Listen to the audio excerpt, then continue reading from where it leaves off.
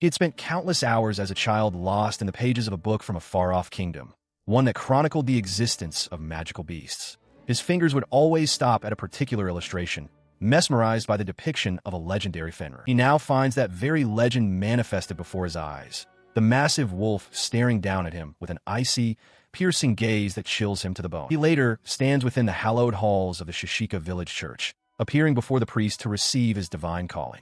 The cleric declares that Taigo's job is monster tamer, a rare gift bestowed upon those reaching their 12th year, signaling a profound shift in the trajectory of his future. He hurries back to his family's cottage, his voice filled with excitement as he announces his arrival. Upon entering, he is met by his mother's radiant smile and a warm welcome, while his little sister watches him with wide, expectant eyes. They immediately inquire about the nature of his gift, and he shares the news of his new vocation. His father finds the prospect of a monster tamer fascinating, and his sister beams, already imagining the adorable creatures he might bring home. They prepare a lavish spread of food because of this momentous occasion. His mother announces that a special meal has been ready to celebrate his achievement, and with a joyful shout, they begin the party in his honor. He watches as his father, flushed with drink and laughter, regales the family with the familiar tale of his mother's past. The man boisterously declares that her cooking is the best, but his pride truly shines when he speaks of her days as a formidable swordswoman, a beauty everyone admired. Taigo can't help but chuckle, knowing this is a story he's heard many times before whenever his father has had a bit too much to drink. The man continues, reminiscing about how he received the blacksmith job and set up shop in Shishika village. It was there, while she was still an active adventurer, that he first laid eyes on her. He admits with a grin that he fell for her instantly and pursued her relentlessly until she finally agreed to marry him. For him, there is no greater honor than crafting the weapons his wife once wielded. Seeing them so happy, he reflects on how his mother always seems content, despite his father's boisterous nature. To him, they're the perfect couple, a source of warmth and stability. His quiet contemplation is suddenly interrupted by a cheerful shout calling his name from outside. He steps out into the bright morning air to find his friends already gathered and waiting. They exchange energetic greetings, the excitement palpable as they prepare to share the news of the various jobs they were each granted the day before. The first to speak is Mina, her eyes sparkling as she announces her role as a mage. Beside her, Gaston beams with pride, declaring himself a warrior. He boasts that it's a prestigious star job, clearly thrilled with the path laid out before him. They are followed by Eric, who calmly reveals his appointment as a magic knight, warning the others not to forget his newfound status. Mary joins in, noting that while her archer job might not be considered a star role, it remains a highly respected and popular choice among those who walk the path of the bow. As the group celebrates their collective good fortune, the conversation turns toward him. Gaston offers a reassuring word, insisting that being a monster tamer is also a fine and worthy job. He offers a modest smile in return, acknowledging the support of his friends as they all stand on the threshold of their new lives. With their futures decided, the group begins their journey toward the academy, where 2 years of rigorous training await them. They encourage one another to give it their all, their voices filled with hope.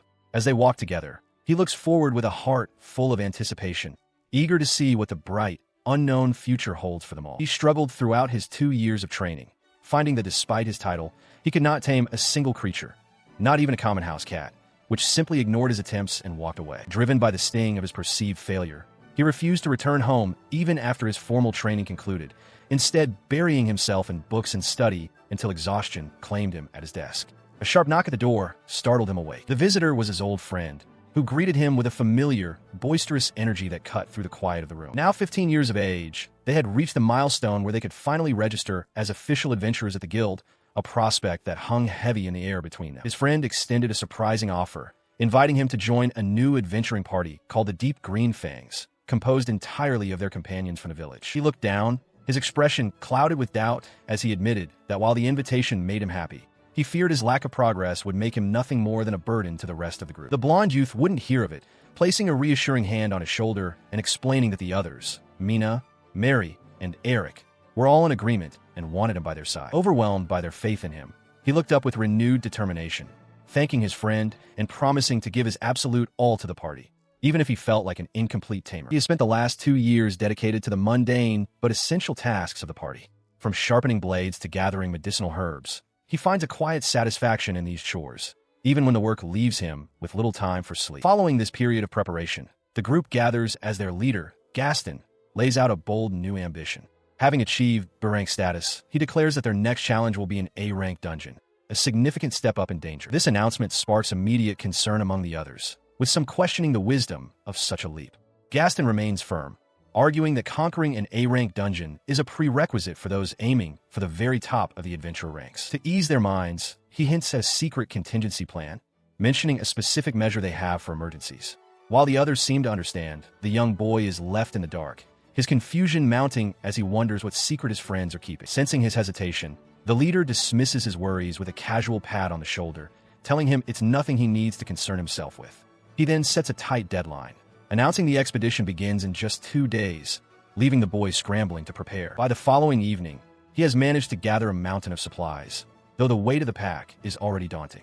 He meticulously checks his inventory, still troubled by the lack of a clear emergency plan. Because he feels his combat contributions are limited compared to his peers, he spends his late hours studying records of past dungeon failures to anticipate potential disasters. As he pores over the old documents, a specific detail catches his eye, causing a sudden jolt of realization. Amidst his research, he suddenly remembers a critical task. He was supposed to perform maintenance on Gaston's sword. Despite his exhaustion and heavy legs, he rushes out into the hallway, desperate to fulfill his duty before the journey begins. He approached Gaston's room, intending to speak with him, but stopped short when a familiar, mocking voice drifted through the door. Gaston was boasting about how the trash had been useful again today, causing the boy to pause in confusion, wondering who his leader could possibly be talking about. Inside, the party leader lounged comfortably, laughing as he explained how wonderful it was to have someone else handle all the tedious preparations and grunt work. To him, it was a massive relief to have a trash member to do the chores, allowing the rest of them to relax. His companions joined in the amusement, their laughter ringing out through the hallway. They seemed to find the situation just as entertaining as their leader did, showing no hint of the camaraderie they had displayed in public. The young boy stood frozen in the corridor, his heart sinking as the realization began to dawn on him. He whispered the word trash to himself, struggling to comprehend that the people he trusted were using such a derogatory term behind his back. Within the room, the conversation continued as Mina admitted she had initially questioned Gaston's sanity for bringing such a weakling into the group. Mary added with a smirk that as long as they flattered him and made him feel needed, he would do whatever they asked without question, a sentiment Eric quietly echoed as they all shared in the cruel joke. Gaston's final insult cut deep, calling him a useful idiot as another wave of laughter erupted from behind the closed door. The boy remained motionless in the hallway, the weight of their betrayal heavy upon his shoulders as the sound of their mockery filled the air. His expression darkened as he reflected on the 2 years he had spent desperately trying to be of service to the party, fueled by the joy of simply being included. Realizing he had been nothing more than a tool to be mocked from the very beginning, he clenched his fist in silent resolve. He decided then and there that he would no longer be a part of such a group, choosing to walk away from the deep green fangs forever. Taigo stands alone, resolving to fulfill his final duty with the party before parting ways for good. The group arrives at the yawning mouth of a cavern, the entrance to a treacherous dungeon. Gaston claps him on the shoulder, expressing his gratitude and stating how much the group is relying on his skills for the day's expedition.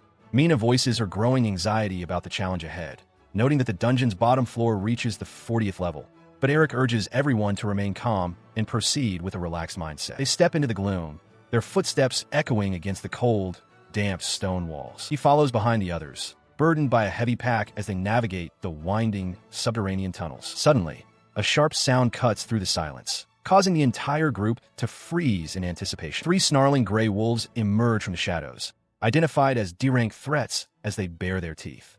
Gaston immediately steps forward, drawing his massive blade and shouting for the others to leave the combat to him. With a swift, powerful strike, he fells the creatures, boasting of his prowess as the group moves deeper into the ancient stone ruins. While the others remain on guard, Taigo consults a map to guide their path through the labyrinthine corridors, where Gaston continues to clear the way of any lingering threats. They finally reach the 15th floor, the group's exhaustion momentarily forgotten as they spot their destination. Mary points excitedly toward a doorway, her voice filled with relief that they have made it this far into the depths. Seeing the opportunity for rest, Gaston calls for a break, his suggestion met with immediate agreement from the weary travelers. They have reached an oasis space, a rare and vital sanctuary where the monsters of the dungeon cannot tread. Within the safety of the stone walls, the party settles down, the aroma of cooking filling the small chamber as they prepare a much-needed meal. As they share the warm soup, Mary expresses her gratitude to Taigo, noting how incredible it is to have a hot meal in such a desolate place. Despite the praise, he remains quiet, his gaze fixed on his bowl as he reflects on his journey and the true nature of those he travels with. He watches his companions, but the warmth of the meal does not reach his heart. Their laughter feels hollow, and he detects a subtle, lingering disdain in their expressions. The weight of their company is becoming an unbearable burden, a realization that leaves him feeling more isolated than ever despite being surrounded by people. The moment of respite is cut short when Gaston stands to signal their departure, only to be interrupted by a sudden, violent tremor. The stone floor beneath them groans, and the air is filled with the sharp cries of the startled group as the ground begins to shake. Because of this sudden upheaval, the supposed sanctuary becomes a trap as the ground buckles and cracks, throwing everyone off balance. Panic erupts as they realize the oasis space is no longer safe, the very floor crumbling beneath their feet. Amidst the tumbling debris and the screams of his companions, Taigo forces himself to remain calm, reminding himself that he has prepared for exactly this kind of disaster. He reaches into his pack, his movements deliberate and focused even as the world collapses around him. He frantically searches his belongings as they plummet, finally grasping a jagged, glowing crystal. This is a magical tool capable of rapidly generating dungeon moss, and he realizes it could serve as a life-saving cushion if deployed in time. Looking toward his companions, his eyes narrow as he spots Gaston's precarious position, realizing the warrior is likely beyond the magical tool's effective range. Memories of Gaston's dismissive attitude and earlier schemes flash through his mind, a bitter reminder of the fragile trust between them. The young boy wrestles with the painful realization that perhaps he was the only one who truly viewed their group as comrades. Despite the sting of betrayal, his conscience wins out. He refuses to stand by and watch anyone perish, screaming for Gaston to grab hold of the lifeline he is about to provide. With a desperate heave, he flings a rope toward the falling warrior, who catches it with a look of pure shock. He urges Gaston to hold on tight, his focus already shifting to the magical tool in his other hand as he prepares the final stage of his plan. He hurls the crystal into the void beneath them, the artifact spinning through the air as it begins to pulse with an intense, emerald light. A split second later, the tool erupts, manifesting a massive, springy mound of moss that catches the entire group and softens their impact. As they sprawl across the verdant safety of the conjured floor, the tension breaks into gasps of relief, the immediate threat of the fall finally neutralized. While the others offer their thanks, he remains unsettled, his mind racing to understand the anomaly they just survived. He knows that oasis spaces are fundamentally designed to be anchored to the most stable foundations of the dungeon, making this sudden structural failure not just a tragedy, but an impossibility. His internal questioning is suddenly interrupted by a faint sound or a shift in the air, causing him to glance back with a look of renewed suspicion. He is not alone in his dread, as his companions tremble violently beside him, their faces pale with a terror that seems to vibrate through the very air. His own body betrays him, cold sweat slicking his skin as his heart hammers against his ribs like a trapped bird. Every instinct he possesses screams at him not to turn around, warning that whatever lies behind is far beyond his comprehension. Despite the warning, the group finds themselves cornered against the jagged rock walls of the dungeon, and he finally risks a glance back, his eyes widening in pure, unadulterated shock at the sight before them. There, emerging from the shadows of the cavern, is the legendary Fenrir, its white fur shimmering and its eyes fixed on the intruders with a cold, predatory intelligence. The sight of the mythical beast sends the party into a spiral of panic. Mary shrieks in terror, refusing to accept such a fate, while Mina gasps at the impossibility of a Fenrir appearing in an A-rank dungeon. Eric attempts to seize control of the chaos, shouting for everyone to stay calm and reminding them that they have prepared a specific strategy for a crisis exactly like this. Suddenly, his limbs go numb and he collapses heavily onto the cold stone, his body refusing to obey his commands. As he struggles to understand why he cannot move, he realizes with a jolt of horror that a paralysis spell has been cast upon him, and he looks up to see Mina standing over him, her staff still glowing with the remnants of the magic. Looking down at him with a sneer of cold contempt, Eric discards his mask of leadership, mockingly explaining that the only reason they ever allowed someone as useless as him into their party was for this very moment. With a cruel laugh, Mary adds that it is finally time for him to serve his true purpose by buying them enough time to escape, and the group turns their backs on him, heading for the exit portal. Left alone and immobile as the monster approaches, he can only let out a desperate, guttural cry of rage and betrayal that echoes through the hollow chamber. He lay motionless on the cold ground, the weight of betrayal heavier than the paralysis binding his limbs.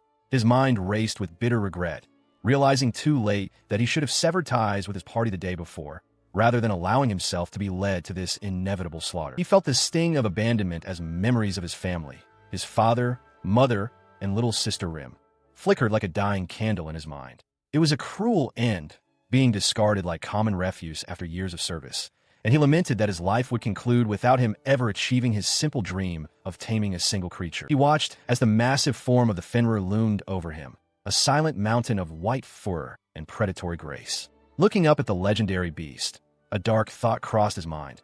If he had possessed the strength to tame such a magnificent creature, perhaps he wouldn't be facing this pathetic end as its prey. A blinding flash of light suddenly erupted, searing through the gloom of the dungeon and forcing his eyes shut.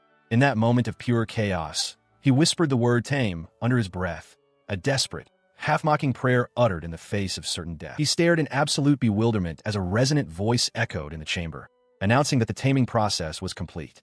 The Fenrir stood before him, no longer a predator but a companion, leaving him to wonder what impossible power had just been unleashed by his final, desperate wish. The massive, white-furred beast loomed over the young boy, addressing him as its master through a voice that resonated directly within his mind, demanding to be given a name.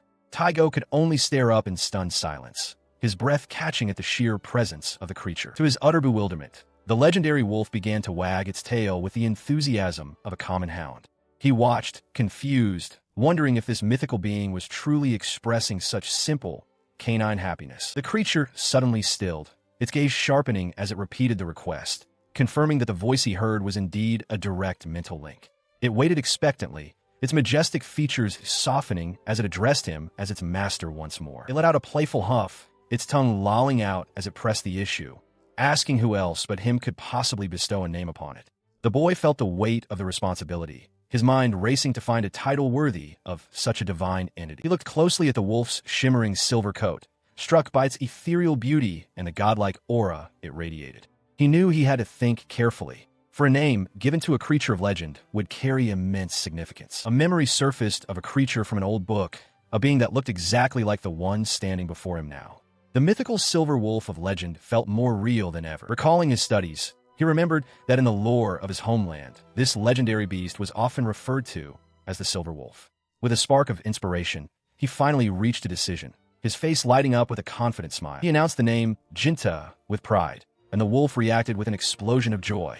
The bond was sealed as the legendary Fenrir embraced its new identity with a playful, energetically. He suddenly begins to shrink, his massive form condensing until he is no larger than a common hound. Tygo watches in disbelief as the legendary beast transforms into a much smaller, more manageable size right before his eyes. The creature then opens its mouth and speaks in a clear, articulate voice, asking if this form makes it easier for them to converse. Tygo recoils, his mind racing as he asks if the wolf truly just spoke in a human tongue. He listens in disbelief as the wolf confirms that becoming a familiar has granted him the ability to speak the language of people. The boy can hardly believe such a thing is possible, questioning the very reality of the situation as the wolf casually explains the mechanics of their bond. The wolf watches him closely as the boy expresses his skepticism, noting that he is merely a novice tamer who doesn't understand how he could have achieved such a feat. The beast's intense gaze seems to search for something within the young tamer's soul. He is soon interrupted by the beast, who reveals a startling truth.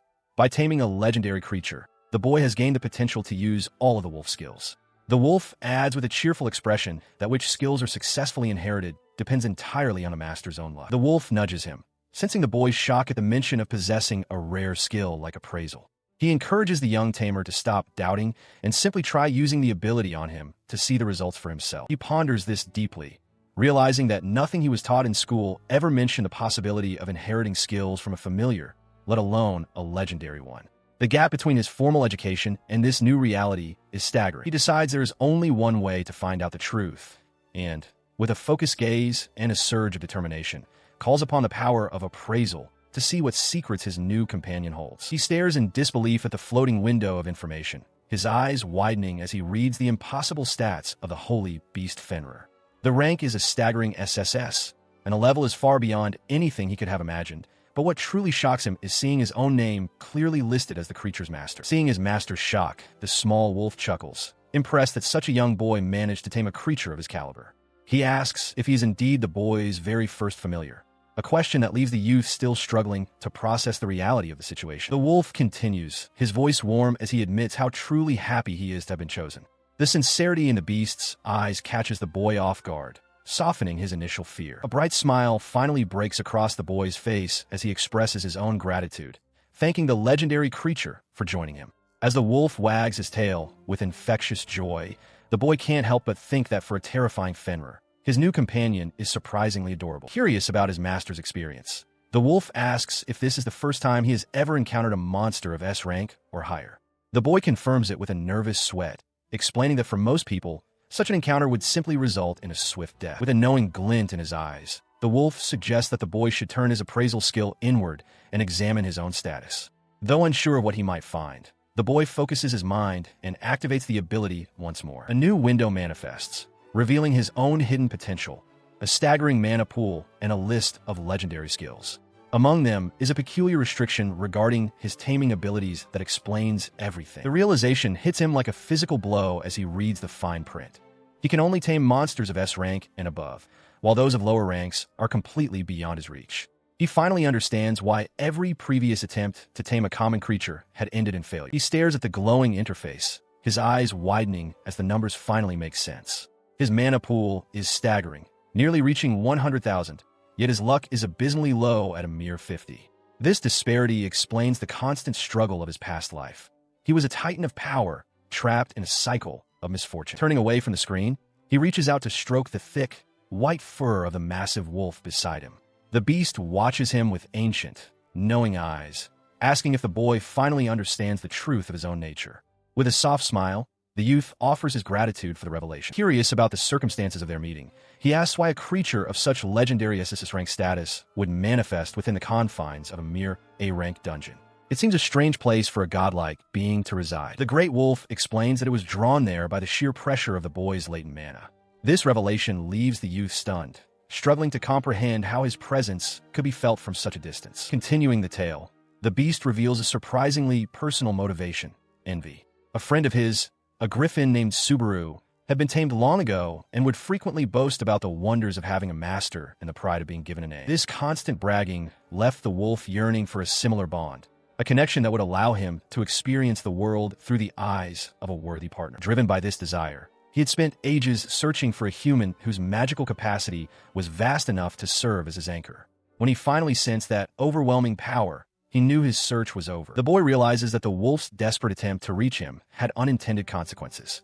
By forcing a teleportation into the dungeon, the creature had warped the very fabric of space, causing the floor to give way and plunging them both into these subterranean depths. He stares in disbelief, his eyes wide as he processes the absurdity of the situation. The sheer earnestness of the legendary beast before him is almost too much to handle. Because of this, the massive wolf continues his explanation, his voice rumbling with a mix of pride and desperation. He admits that he actually envied those who were tamed, leading him to wander in search of a master. He notes that to even attempt to command a creature of his stature, one would need an immense reservoir of mana, making his search for a suitable master an arduous task. Hearing such a grand creature speak so pathetically about wanting to be owned causes the boy to burst into uncontrollable laughter. The wolf huffs in indignation, insisting that he is being perfectly serious and that his plight is no laughing matter. Between fits of giggles, the youth manages to offer a breathless apology, though his amusement remains plain to see. Once the laughter subsides, he offers a sincere word of thanks to Jinta, officially welcoming the Fenrir as his companion. The wolf accepts the gratitude with a slight tilt of his head, still somewhat baffled by the boy's earlier reaction, but ready to move forward together. Meanwhile, deeper in the cavern, the other adventurers struggle to catch their breath, their leader checking to see if everyone has managed to keep up. As they pause to recover, the group reflects on their narrow escape, with the girls admitting how terrified they were. They acknowledge that they owe their lives to the boy they abandoned, a realization that weighs heavily on them. Their leader, however, is preoccupied with the impossibility of the situation, unable to fathom how a legendary Fenrir could have appeared in a mere A-rank dungeon. He remains lost in thought, his expression hardening as he grapples with his choices. While he acknowledges that their treatment of their former companion was cruel, his pride refuses to let him waver.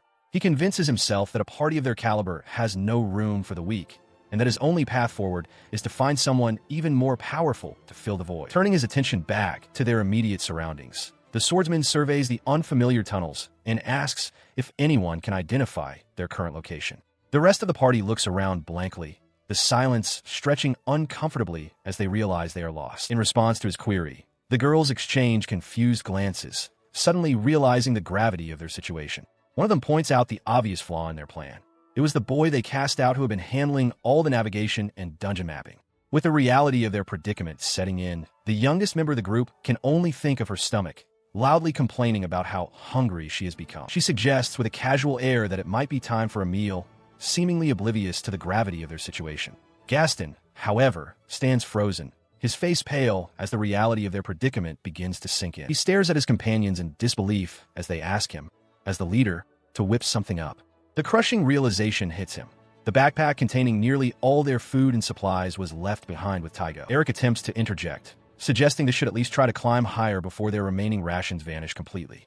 Gaston's irritation only boils over further, his jaw tightening as he contemplates their dwindling chances of survival. He barks out a command for the group to move toward the oasis space without a single moment of rest, desperate to reach safety. As they begin their trek, he lingers for a second, cursing his luck and wondering how he ended up in such a miserable state. Deep within another part of the dungeon, the massive white wolf looks down at his new master, breaking the silence. He asks Tygo what their next course of action will be now that their pact is sealed. The boy takes a moment to consider their surroundings before asking if his companion knows exactly where they are. With a calm, matter-of-fact tone, the beast explains that they have wandered directly into the dungeon's boss room. The revelation causes him to recoil in pure shock, his voice cracking as he screams in disbelief. The thought of being in the most dangerous part of the floor sends a wave of panic through his entire body. He frantically looks around for a monstrous threat, demanding to know where the boss is hiding if this is truly its lair. The wolf simply gestures toward the edge of the chamber, noting that the guardian is already there, sitting quietly in the corner. He stares in disbelief as the three ogre kings, the supposed masters of this chamber, tremble uncontrollably in the corner. It is a stark realization. Even these formidable beings are paralyzed with fear at the mere presence of the legendary Fenrir. Sensing the boy's hesitation, the great wolf asks what his intentions are, specifically if he wishes to officially clear the dungeon.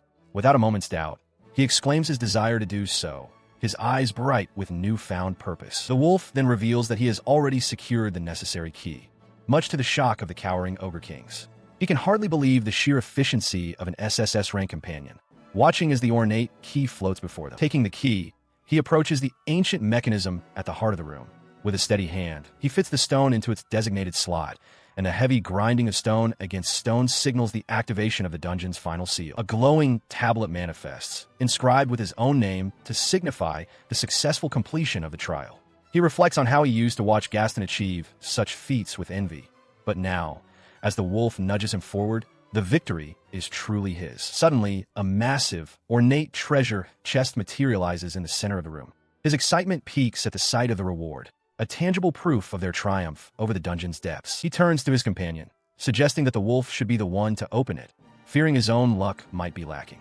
The great beast complies, and, as the lid begins to lift, he leans in, his breath catching in anticipation of what lies within. The chest overflows with riches, revealing a masterfully crafted magic sword and a mountain of 1,000 gold coins. The blade, forged by the legendary Idrin, hums with a rank S power that promises to significantly bolster his strength. He stands in awe, eyes wide as he gazes upon the mountain of 1,000 gold coins and the gleaming S-rank sword, treasures he never dreamed of seeing. Overwhelmed by their good fortune, he showers his companion with praise, calling the wolf incredible for securing such a haul. The massive creature puffs out his chest with a smug, satisfied huff, clearly relishing the admiration. Seeing his master's joy, the great wolf leans in with a sly glance, mentioning a rumor he heard from a griffin named Subaru. He suggests that when a familiar performs a great deed for their master, it is customary for them to be rewarded with affectionate belly rubs or head pats. The young boy's expression shifts from surprise to a realization of what his companion truly desires. Without a moment's hesitation, he lunges forward and buries his hands in the thick, white fur, enthusiastically granting the request. As he rubs and hugs the legendary beast, the bond between them solidifies. Despite his fearsome reputation as a dreaded SSS rank magical creature, Jinta has now officially and happily joined the boy's journey as a loyal companion. He stretches his arms wide, a bright smile on his face as he breathes in the crisp, open air for the first time in what feels like an eternity. Beside him, the massive white wolf stands tall, a silent guardian in the sunlight. As he walks along the rocky path, a voice calls out from the distance, expressing surprise at recognizing him there. The boy finds himself face to face with a group of armored guards, who are quick to offer their congratulations on his apparent success in clearing the checkpoint. However, his expression remains heavy as he informs them that he is the only one who made it out. This revelation leaves the men bewildered, their confusion evident as they press him for an explanation regarding the whereabouts of his companions. With a steady, somber voice, he reveals the dark truth. Gaston and the others had orchestrated a trap, abandoning him to his fate within the depths of the dungeon. The lead guard's eyes widen in disbelief at the news of such a betrayal. Suddenly, the great wolf steps forward, his voice deep and resonant as he confirms the boy's account. He describes how the others had cowardly cast their master aside before him and fled in terror. The sight of a talking beast, especially one as legendary as Fenrir, sends the guards into a state of pure panic. They scramble back, shouting in fear, while the boy tries to soothe them, admitting that he had shared their initial shock. To their utter amazement, he reaches out and affectionately embraces the wolf's snout, urging the men to remain calm.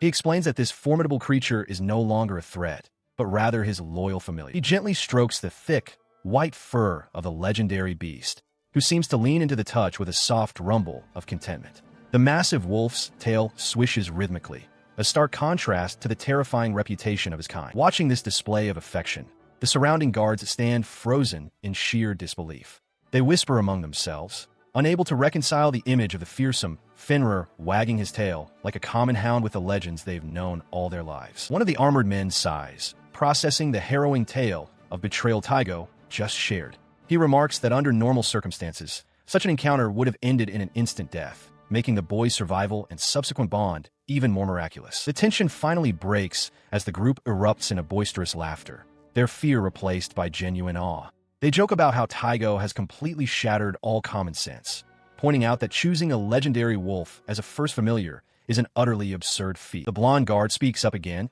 admitting he never liked the way the other party treated the boy like a mere servant. He expresses a sense of justice in seeing Tygo now accompanied by such a powerful ally, while the boy himself feels a wave of gratitude, realizing that despite his isolation, there were those who truly cared for his well-being. Their conversation is interrupted by the arrival of Captain Silk, who wears a grim expression as he surveys the scene. He declares that the implications of these events are far too significant to ignore and that a formal report must be made to the guild master immediately. He then turns to the young boy and asks if he will accompany them to the guild to provide his testimony. Without hesitation, the boy agrees, ready to face whatever bureaucratic hurdles lie ahead alongside his new companion. Elsewhere, the weight of the day's events finally becomes too much for Mary to bear. She cries out in frustration and despair, her voice cracking as she declares her inability to handle the overwhelming situation any longer. Mary's frustration boils over as she demands to know when they will finally escape the dungeon's depths. Eric, weary but composed, reminds her that complaining won't change their current predicament. In response to her outburst, Mina clarifies the grim reality of their situation. Having plummeted from the 15th floor, they're now lost in uncharted territory. She explains that they cannot return to the surface unless they manage to climb back up to a floor they have already conquered. She and the others continue to trek through the cold stone halls, and Mary's mind drifts to the companion they lost. She remembers how Tygo would always know their location, provide warm meals, and offer the gentle words they so desperately need now. Her heart grows heavier as the group's morale continues to crumble.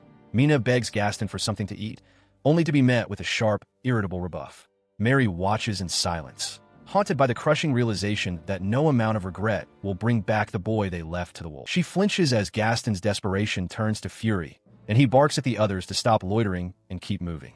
He warns them with a snarl that if they don't find a way out soon, the dungeon will become their tomb. Under the weight of his hostility, she begins to weep, realizing the man she once relied on has become nothing but a source of anger. She feels utterly lost, wondering if they will ever see the sky again now that their true support is gone. While she despairs in the dark, the sun shines over the majestic city of Dubrovnik. This bustling hub of the Vanstein Kingdom is renowned for its beauty and prosperity, a place many dream of calling home. Standing before the entrance, Tygo and his massive companion find their progress halted. Despite the safety the walls promise, the young boy looks on with a troubled expression, realizing that entering such a prestigious place will not be a simple task. He stood by as the guard captain, Silk, rushed away to fetch the guildmaster. The situation at the gate had reached a standstill. The ordinary sentries were so overwhelmed by the sight of a legendary Fenrir that they had completely ceased their duties, leaving the entrance process in a state of paralysis. While they waited, the massive wolf paced with uncharacteristic restlessness, his tail wagging with an almost puppy-like enthusiasm.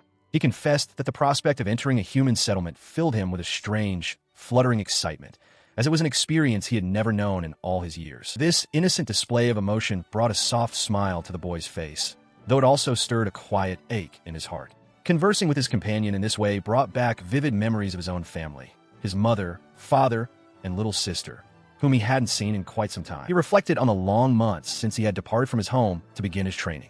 At the time, he had made a solemn vow to himself. He would not set foot in his village again until he had successfully tamed a magical beast. Now that he had achieved the impossible, the desire to see them was nearly overwhelming. Yet he hesitated, fearing their reaction to his long absence. After a moment of internal conflict, he reached a firm decision.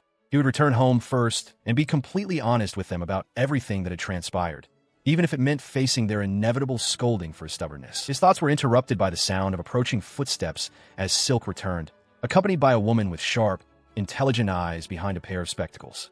She stopped dead in her tracks, her composure momentarily shattered as she beheld the magnificent white wolf standing before her. Recovering her poise, the woman introduced herself as Shenka, the guild master of the city. In turn, the young traveler offered a polite greeting, identifying himself as Tygo, a monster tamer, and extending a hand to formalize their meeting. She wasted no time, insisting that they accompany her to the guild immediately to explain their circumstances. She noted with a hint of concern that if the townspeople reacted the same way the gate guards had, the entire city might be thrown into a state of panic at the sight of his companion. She and the others huddled together, whispering urgently about how to make the massive beast appear less threatening to the townspeople before they enter the city proper. Their solution is a simple, oversized ribbon, its dark fabric neatly tied into a large bow. He now sports the accessory around his thick neck, looking remarkably docile despite his size as the group begins their march through the cobblestone streets. Though the officials still harbor doubts about the plan's effectiveness, they are met with stunned silence and frantic whispers from the crowd, who wonder aloud about the identity of the boy riding such a legendary creature, while the boy himself tries to remain as inconspicuous as possible. She finally leads them to the imposing facade of the guild headquarters, expressing relief that the long walk is over and suggesting they move to a private room on the second floor to avoid further public spectacle. It is a lavishly appointed space, far grander than anything the boy has seen before, and a maid soon arrives to serve tea and a plate of assorted cookies, which immediately catches the wolf's attention. He is immediately captivated by the sweet aroma, his eyes widening with delight as he eagerly accepts a treat from the boy, declaring his newfound love for the sugary snacks with a wag of his tail. She waits for the excitement to settle before taking her seat across from them, opening the formal discussion by inquiring about the boy's former affiliation with a group known as the Deep Green Fangs. She explained that while she didn't personally doubt his words, the guild's strict regulations demanded a formal investigation into his claims about the Deep Green Fangs' criminal actions. Tygo, understanding the necessity of the procedure, gave his quiet consent. To facilitate this, she presented a truth crystal, a magical artifact that would glow a deep crimson should any falsehood be uttered. She noted that every word and image within the room was being meticulously recorded by magical apparatuses, a fact Tygo acknowledged with a solemn nod. The inquiry began with a pointed question about the moment the legendary wolf appeared, specifically asking what the Deep Green Fangs had done to him. He recounted the harrowing experience, explaining how he had been immobilized by paralysis magic and abandoned as a decoy while the rest of the group fled for their lives. As he finished his testimony, the crystal remained clear and still, confirming the absolute truth of his words. Captain Silk let out a breath of relief, glad that the boy's account of the betrayal was now an official, recorded fact. He then informed the young man that the paperwork for his formal withdrawal from his former group had been finalized. With a supportive smile, the captain encouraged him to look forward to a fresh start, prompting a sincere expression of gratitude from the boy. However, the guildmaster quickly shifted the conversation to his future, casually mentioning that while most begin at the lowest rank, his feat of taming a Fenrir warranted an immediate promotion to rank A. The news left him utterly speechless, his eyes widening in disbelief at such a meteoric rise. She noticed the shock and explained that they had actually considered placing him in rank SS, but decided on rank A to avoid drawing excessive attention to him. He could only stare in silence, internally screaming that starting at rank A was already going to make him stand out far more than he ever desired. To conclude the meeting, she dropped one final, heavy revelation. The taming of a holy beast required a formal report to the throne. She warned him that a summons from the king himself was inevitable and told him to prepare his heart for the royal audience, leaving the boy frozen in a state of pure shock. He stared at the guild master in disbelief, the weight of her words finally sinking in. The idea of a simple boy from a remote village standing before the king seemed like a fever dream, yet her calm nod confirmed the reality of the situation. As his mind spiraled into a panic over proper etiquette and the terrifying possibility of committing treason by accident, she continued her instructions, suggesting that Fenrir should wear a specific item to identify him as a tamed beast to the public. He was so lost in his internal chaos that she had to call out his name to snap him back to the present. Seeing his distress, she began drafting a formal letter of introduction, explaining that without such a document, entry to certain establishments would be impossible. She recommended a renowned shop known as Deborah's, which specialized in high-quality equipment for tame beasts. The mention of the famous shop immediately caught the attention of the massive wolf, who let out an enthusiastic howl of excitement. He shared that he had heard rumors from a griffin about the incredible items found there, his tail wagging with anticipation at the thought of looking even more impressive. After handing over the sealed letter, she watched as the pair prepared to depart, their initial anxiety replaced by a newfound sense of purpose. The great beast was practically vibrating with eagerness to reach the shop, and his young companion couldn't help but be swept up in the excitement. However, she offered one final, cryptic warning, noting that the shopkeeper, Deborah, was a rather eccentric individual who was not easily handled. She urged them to be cautious, leaving him with a lingering sense of unease about what kind of person they were about to encounter. They arrive at the grand, multi-story building, its architecture intricate and welcoming. Standing before the entrance, the young Tamer announces with a mix of relief and anticipation that they have finally reached Deborah's renowned establishment. He pauses for a moment, reflecting on the prestige of the shop. It is a place every monster Tamer dreams of visiting. Despite his excitement, Shenka's earlier warnings about the owner's temperament linger in his mind, making him wonder what kind of person Deborah truly is. Stealing his resolve, he pushes the thoughts aside and decides there is only one way to find out. Upon entering, the pair is immediately confronted by a towering, bald man whose stern expression and massive frame radiate an air of quiet menace. He demands to see a letter of introduction, causing the boy to tremble as he fumbles for his papers. However, the giant's demeanor shifts instantly into professional courtesy as he welcomes them and offers to lead the way. The imposing attendant gestures toward an inner sanctum, guiding the visitors through a set of heavy doors. Within a lavishly appointed room, a woman of striking elegance awaits them, her presence commanding attention. She introduces herself as Deborah, the proprietor of the shop, her gaze sharp and knowing as she welcomes her new guests. She glides closer, her eyes fixed on the young boy as she remarks on the incredible rumors circulating about a child who had successfully tamed a legendary Fenrir.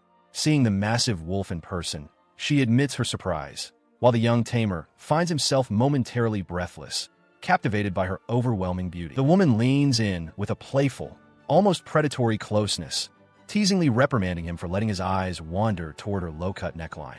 Flustered and turning a deep shade of red, he stammers a frantic denial, completely overwhelmed by her proximity. The silence is broken by the massive wolf, who calmly questions if the woman is actually an elf and why she has chosen to hide her true form behind a magical disguise. Stunned by the creature's perception, Deborah's playful facade cracks, her eyes widening in genuine shock that her secret has been so easily unmasked. She sheds her human guise, revealing the pointed ears and ethereal grace of her true elven form. The boy can hardly believe his eyes, stammering in awe as the realization hits him that the legends of elves are real. She notices his wide-eyed stare and sharply tells him to stop gawking at her chest, even if she finds her own figure modest. He waves his hands frantically, his face flushing crimson as he desperately tries to clarify that his surprise had nothing to do with her appearance. She eventually sighs, regaining her composure, and asks what business brought them to her shop. The massive white wolf chimes in with excitement, declaring they are looking for something stylish that would be a perfect fit for him, while his young companion nods in agreement. Resting her hand upon the counter, she inquires if the specific item they seek is among her current stock. He scans the shelves, his eyes darting between the various trinkets as he ponders which one would truly suit his companion. He realizes that with so many enchanted items, he should probably rely on his appraisal skill to determine their true worth and effects. Upon closer inspection, the reality of the inventory becomes clear.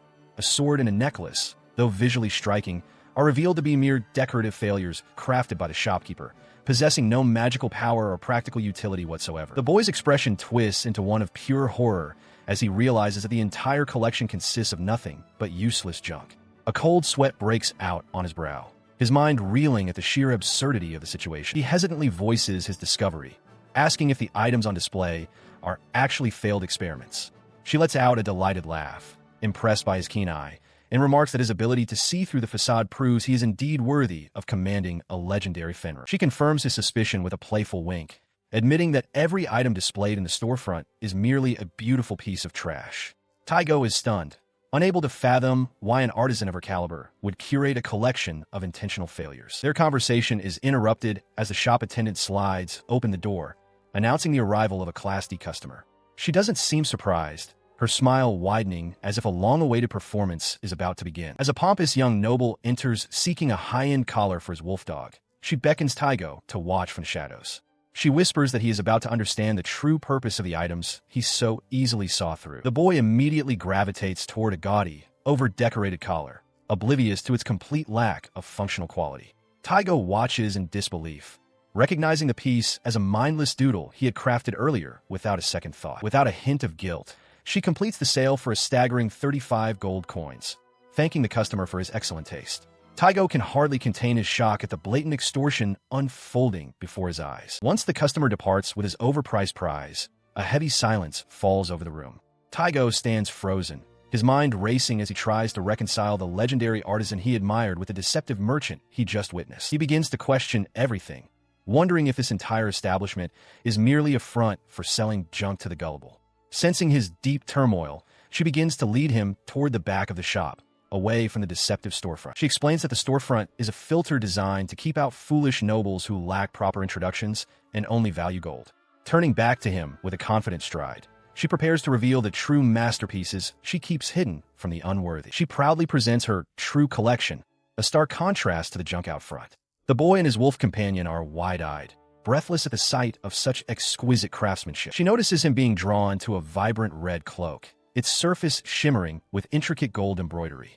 It is unlike anything he has ever seen, and even the wolf seems captivated by its radiance. He watches as the majestic beast dons the garment, which is revealed to be a masterpiece known as the hero's cloak, a legendary item capable of nullifying a magical attack and boosting both magical and physical vitality by 20%. The wolf's satisfaction is interrupted as she names the price with a cheerful smile, requesting 120 gold coins for the legendary item. She watches as he is left reeling by the staggering amount, his eyes wide with disbelief at such a high cost. He realizes the cloak's immense value despite the initial shock and recalls the fortune they recently acquired from a treasure chest, leading him to agree to the purchase and hand over the gold. He hesitates as they prepare to leave, finally voicing a question that has been weighing on him. Why does she go to such lengths to conceal her elven heritage? He is visibly shaken as she looks at him with a somber expression, explaining that he is likely too young to remember the dark history of elf hunting that once plagued the land. She recounts a dark history from 5 centuries ago, when elves were hunted like prey for their beauty and sold for exorbitant prices. Nobles would orchestrate raids, and those captured were treated as mere property in slave auctions, a practice so brutal it wiped out 70% of the elven population. Her story leaves him visibly shaken, his face pale as he struggles to comprehend the sheer horror of the past she just described. He listens as she continues, explaining that the era of persecution finally ended when King Alexander ascended to the throne. He purged the corrupt nobility and strictly prohibited elf hunting, finally granting her people the same fundamental rights as humans. She watches as he absorbs this revelation, understanding why most elves still choose to live in seclusion behind magical barriers, avoiding human contact even in this peaceful age. Curious, he asks why she chooses to live differently and interact with the world outside. His curiosity is met with a warm smile as she admits to being something of an eccentric among her kind. While she acknowledges that bad people exist, she finds genuine pleasure in meeting kind-hearted individuals like him. Her expression shifts when he makes the tactical error of asking about her age, given the legendary longevity of elves.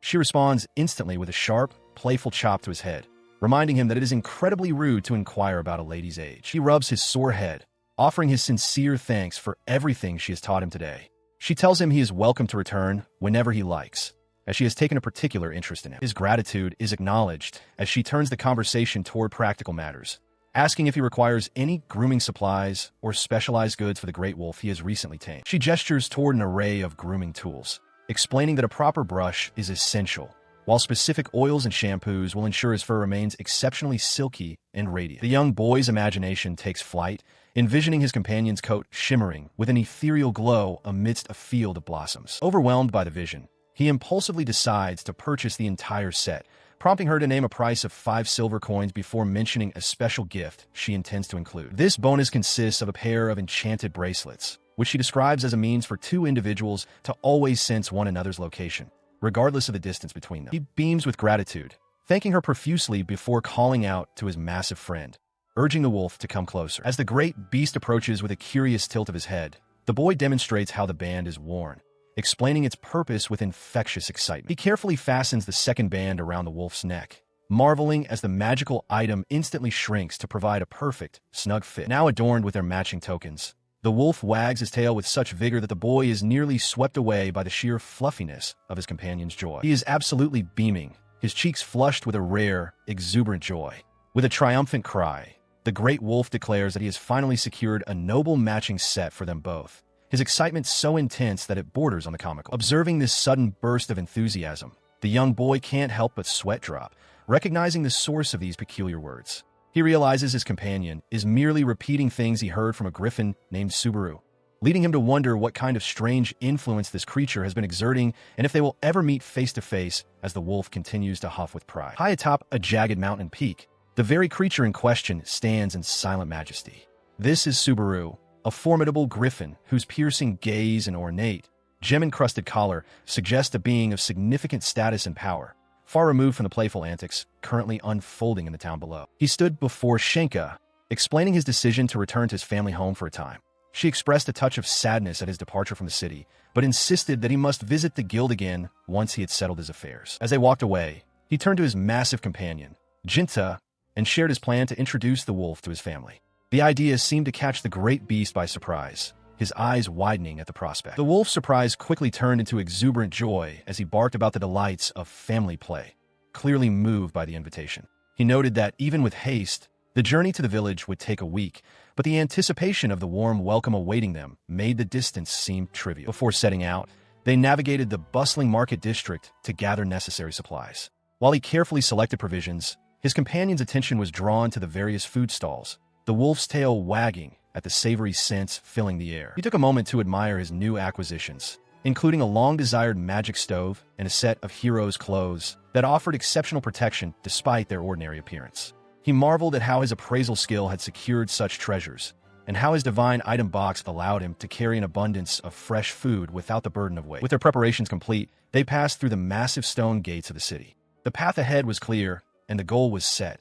It was time to head for the village. As they trekked through the dense forest, a strange silence began to hang over the woods. The great wolf paused, his ears twitching as he scanned the surroundings, sensing an unsettling shift in the environment. He realized with growing unease that something was fundamentally wrong. Not a single monster or magical beast had crossed their path, an absence that felt far more threatening than an actual attack. He walked alongside his massive companion, glancing sideways with a mix of affection and lingering trepidation. While the great wolf appeared calm and even endearing at the moment, the boy couldn't help but remember the sheer terror the beast could inspire in others, wondering if its gentle demeanor was reserved only for him. As the sun began to dip, they decided to halt their journey, and he began spreading a heavy blanket over the forest floor to prepare a campsite. The peaceful atmosphere was suddenly broken when the great wolf's ear twitched sharply, catching a sound far beyond human hearing that signaled an approaching disturbance. The beast reported hearing a human scream in the distance, causing the boy's heart to race as he realized someone was in grave danger. He immediately questioned what they should do, but the answer was already clear in his eyes. Without a moment's hesitation, he declared they had to help, and at the wolf's command to climb aboard, he scrambled onto the creature's broad back, ready for action. They tore through the underbrush at a dizzying speed, the wind whipping past so fiercely that he had to bury his face in the thick white fur just to stay mounted. As they burst into a clearing, a grim sight met his eyes. A group of travelers was under siege, and the situation looked dire. He stared in disbelief at the chaotic skirmish, where goblins and orcs were not acting alone, but were being commanded by human bandits to plunder the caravan. The realization that people were using monsters to commit such atrocities filled him with a cold fury as he watched the thieves urge their beasts to seize everything of value. Disgusted by the sight of tamed creatures being forced into such violence, he questioned how anyone could be so cruel, while the wolf beside him remained focused on the task at hand. The great beast assured him that the conflict would be settled in a heartbeat, its voice low and certain as it prepared to strike. With a sudden, explosive movement, the white wolf lunged toward the center of the battlefield, its presence alone commanding the air around it. A blinding flash of power erupted as it struck, the sheer force of the impact rippling through the clearing and scattering the attackers. The great wolf's strike was absolute, and the boy could only watch in stunned silence as the overwhelming display of strength brought the entire conflict to a grinding halt. In the blink of an eye, the threat that had seemed so dire was utterly neutralized by his companion's terrifying power. He watches as the monsters collapse, the threat neutralized in an instant. The guards, who were just moments ago fighting for their lives, stand frozen in shock, their weapons lowered as they stare at the fallen beasts. The young boy remains rooted to the spot, his eyes wide and his mouth hanging open in sheer disbelief at the overwhelming display of power he just witnessed. Snapping out of his trance, he rushes toward his massive companion, shouting a frantic warning about the excessive force used. The great wolf simply looks back with a calm, almost bored expression, noting that he has never learned the concept of restraint. As the immediate danger passes, the focus shifts to the survivors. A portly, well-dressed merchant and a young girl stand safely nearby, their faces filled with relief.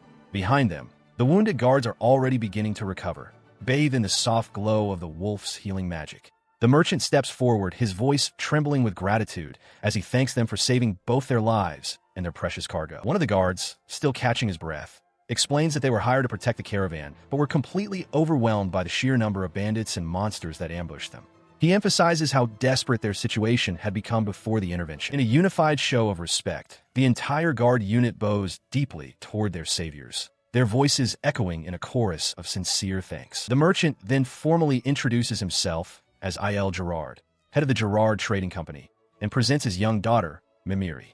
Upon hearing the name, the boy's eyes widen further, the realization of who he has just rescued beginning to sink in. He recognizes the name immediately. The Gerard Trading Company is a legendary entity, famous even in the most remote corners of the land. A sense of awe washes over him as he realizes the magnitude of the people they have just saved. He introduces himself as Taigo, a monster tamer, and presents his companion, Jinta, the divine beast. Upon hearing this, Illinois Gerard leans in with wide eyes, barely able to contain his excitement as he asks if this is truly the legendary Fenrir standing before him. The merchant and his daughter, Mimiri, are completely captivated, marveling at the creature's radiant silver fur and majestic presence. Fenrir, sensing their admiration, holds his head high, acknowledging that his beauty is indeed unparalleled. The solemn moment is suddenly interrupted by a thunderous growl from the great wolf's stomach, causing Taigo to burst into laughter. Realizing everyone is hungry, the young tamer suggests it is time for a meal. He recalls the abundance of meat he purchased at the market and decides that a large barbecue party would be the perfect way to celebrate their meeting. Working together, they prepare several cooking stations, using flat stones as makeshift griddles. Il Gerard watches with genuine interest, impressed by the clever and practical use of the environment for cooking. The merchant asks with a touch of hesitation if they might also partake in the feast. Taigo responds with a bright, welcoming smile, insisting that food is always more delicious when shared with others. Soon, thick slabs of meat are sizzling atop the heated stones, filling the air with a mouth-watering aroma. The group gathers around, their anticipation growing as they prepare to enjoy the meal together. He carefully pours his special homemade sauce over the freshly cooked meat, inviting everyone to dig in and enjoy the meal he has prepared. As they take their first bites, the young boy and his massive companion are instantly delighted by the flavor, noting how perfectly the sauce complements the meat. The merchant is equally impressed, praising the sauce's perfect balance of lightness and richness, while wondering if his host is actually a high-ranking chef in disguise, though the boy humbly insists he was merely the cook for his own part. Nearby, the guards also feast, their previous exhaustion replaced by the simple joy of a good meal as they eat their fill. Once the meal is finished, the group prepares to go their separate ways, with the travelers explaining their destination is Shishika Village and thanking the merchant for the brief but pleasant company. Before they depart, the merchant reaches out, offering a shimmering, golden card as a gesture of thanks for the hospitality. The young traveler stares at the intricately designed object, sensing its immense value even without knowing its purpose. The merchant explains that the card grants free access to any of his company's inns, insisting that the boy accept it despite his shock and humble protests at receiving such a valuable gift. He accepts the gift with a humble bow, while the merchant insists with a jovial but firm gesture that the boy must keep it. The young girl watches the exchange with a supportive smile, glad to see the bond forming between them. The merchant continues, explaining that his party intends to stay in the city of Luxembourg for the next 2 months. He expresses a sincere hope that their paths will cross again in that bustling hub. Considering the offer, the boy realizes that Luxembourg is a major city located a reasonable distance from Shishika Village. He assures the merchant that he will make a point to visit once his own journey truly begins. Before they part, the young girl reaches out and takes his hand, her eyes wide with earnestness as she asks for a firm promise that he won't forget them. With a gentle smile, he confirms the vow, sealing their friendship as the rest of the group prepares for departure in the distance. Now traveling through the quiet woods with his massive companion, the boy turns to the great wolf and asks if he might be willing to teach him the ways of magic during their trek to the village. The majestic creature gives a short, affirmative grunt of agreement. The boy reflects on his growing power, Though he has tamed a legendary beast and unlocked the potential for all forms of magic, he understands that such gifts are useless without the discipline of practice. The wolf offers a choice, asking whether they should begin the training with the fundamentals of water or wind.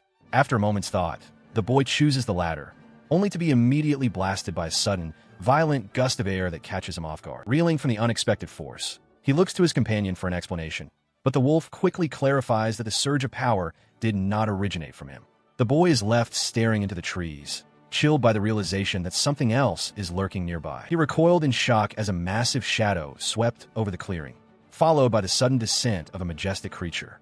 With a powerful beat of its wings, a griffin landed before him, its sharp eyes fixed on a young boy. Stunned, he could only gasp out the creature's name. Realizing this must be the legendary friend of Fenrir he had heard rumors about. Tygo stands in awe, watching the massive white wolf and the majestic griffin interact. He wonders if they're actually communicating, noting how the wolf seems to be speaking about the griffin, Subaru. The wolf turns to him, formally introducing the griffin as his friend, Subaru. Startled, the boy realizes that the wolf is now speaking in a language he can understand, a development that leaves him momentarily speechless. The griffin then presents him to the wolf, proudly declaring that this young boy is his master, Tygo. Not to be outdone in the introductions, the wolf strikes a confident pose and announces with great pride that his own name is Jinta. This moment of formal introduction quickly devolves into a petty squabble as the two creatures begin arguing over whose name carries more prestige. The boy can only watch in disbelief, sweat dropping as his powerful companions bicker like children over such a trivial matter. Seeking to prove his superiority, the wolf gestures toward the ornate scarf draped over his shoulders, boasting about how impressive it looks. In response, the griffin thrusts his chest forward, drawing attention to the sparkling, gemstone-encrusted collar around his neck. The wolf can only growl in frustration, clearly annoyed by the griffin's flashy display. They continue their silent, competitive posturing, leaving the boy to watch with a mixture of exhaustion and amusement, his shoulders trembling at the absurdity of it all. He can't help but burst into laughter, the sheer absurdity of the two legendary beasts bickering over their names and accessories finally breaking him. Jinta, clearly miffed by the reaction, demands to know what is so amusing, while the atmosphere remains thick with their overly serious rivalry. Wiping a tear from his eye, the boy offers a sheepish apology, explaining that he simply found the two of them incredibly cute in their competitiveness.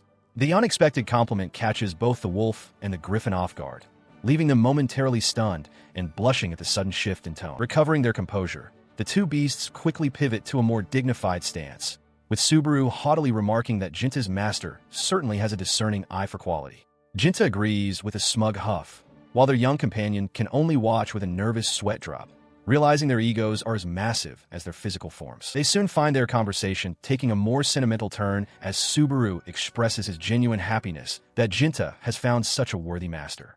Jinta reflects on his current state, admitting that his heart feels full and that even the simple act of sharing a meal has become a source of great joy. Looking off into the distance, the griffin reminisces about his own past, noting that the meals he shared with his previous master were the most delicious he had ever tasted. He confesses that no matter what he eats now, nothing quite compares to the flavor of those shared moments, a sentiment that leaves the young boy watching him in contemplative silence. Sensing the heavy mood, the youth brightly suggests that since it's nearly lunchtime, they should all eat together.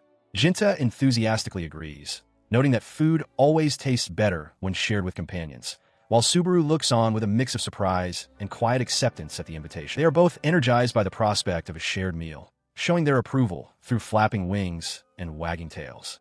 The griffin even goes so far as to formally address the boy as Master Tygo, while Jinta refers to his new rival with a newfound sense of respect as they prepare for the feast. As he begins to prepare the meal, the boy mentions his plan to make fried chicken using the rock bird that Jinta had hunted earlier. However, a sudden realization strikes him as he looks at Subaru's avian features, leading him to wonder aloud if serving bird meat to a griffin is a bit too close to cannibalism for comfort, leaving the majestic creature visibly unsettled. He quickly sets to work, igniting a portable magic stove with a satisfying click. As the flames flicker to life, he marvels at the convenience of such a tool. Beside him, Subaru and Jinta watch with anticipation, the griffin expressing his eagerness to finally taste the rock bird, while the wolf remains confident that the meal will be a success. With the oil heated, he begins frying the seasoned pieces of meat, the pan erupting in a lively sizzle. The aroma of the cooking rock bird fills the air as the golden brown morsels dance in a bubbling oil. Once the dish is complete, the griffin takes his first bite and is instantly overcome with delight. He exclaims that it is incredibly delicious, shocked that the meat of a rock bird could ever be prepared to taste this exquisite. As they feast together, Jinta proudly notes that Taigo is an exceptional cook, a sentiment Subaru heartily agrees with.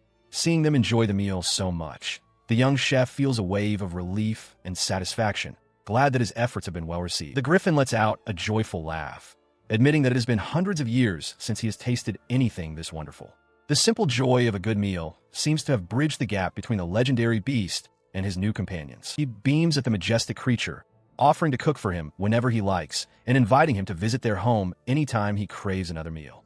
Subaru pauses, looking at the boy with a newfound sense of respect and perhaps a touch of surprise at such genuine kindness. Suddenly, the massive bird leans in close, his large beak inches from the boy's face, causing him to jump back in surprise. The sudden proximity is startling, but the Griffin's intent seems more curious than threatening. He focuses his gaze on the boy's hand, noticing a familiar mark that mirrors the one Jinta carries. Jinta chuckles, amused that it took the Griffin this long to realize the true nature of the bond between the human and the wolf. He squawks with delight, his eyes wide as he presents the noble Osoro he has acquired.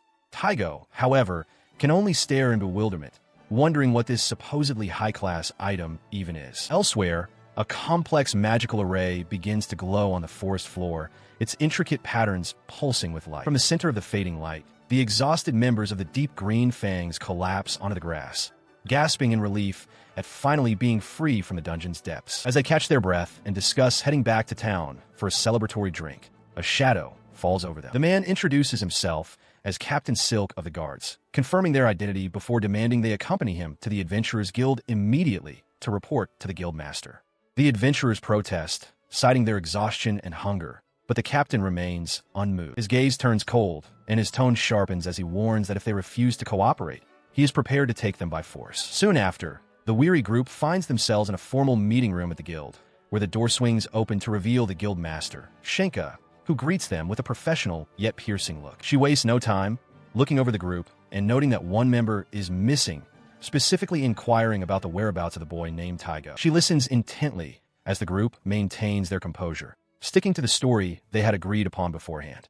Gaston explains with a heavy heart that Taigo sacrificed himself, acting as a decoy against the ferocious Fenrir to ensure the rest of the party could escape the dungeon safely. She watches as Mary breaks down into tears, her face buried in her hands as she laments the loss of their dear companion who supposedly died to save them. She then produces a large, glowing orb, the Crystal of Truth, and places it on the table, causing Silk to stare at the magical item with wide, fearful eyes as he is told to repeat the story. She asks if there is any reason for his sudden unease, her voice dripping with a calm but terrifying authority as she poses a direct question.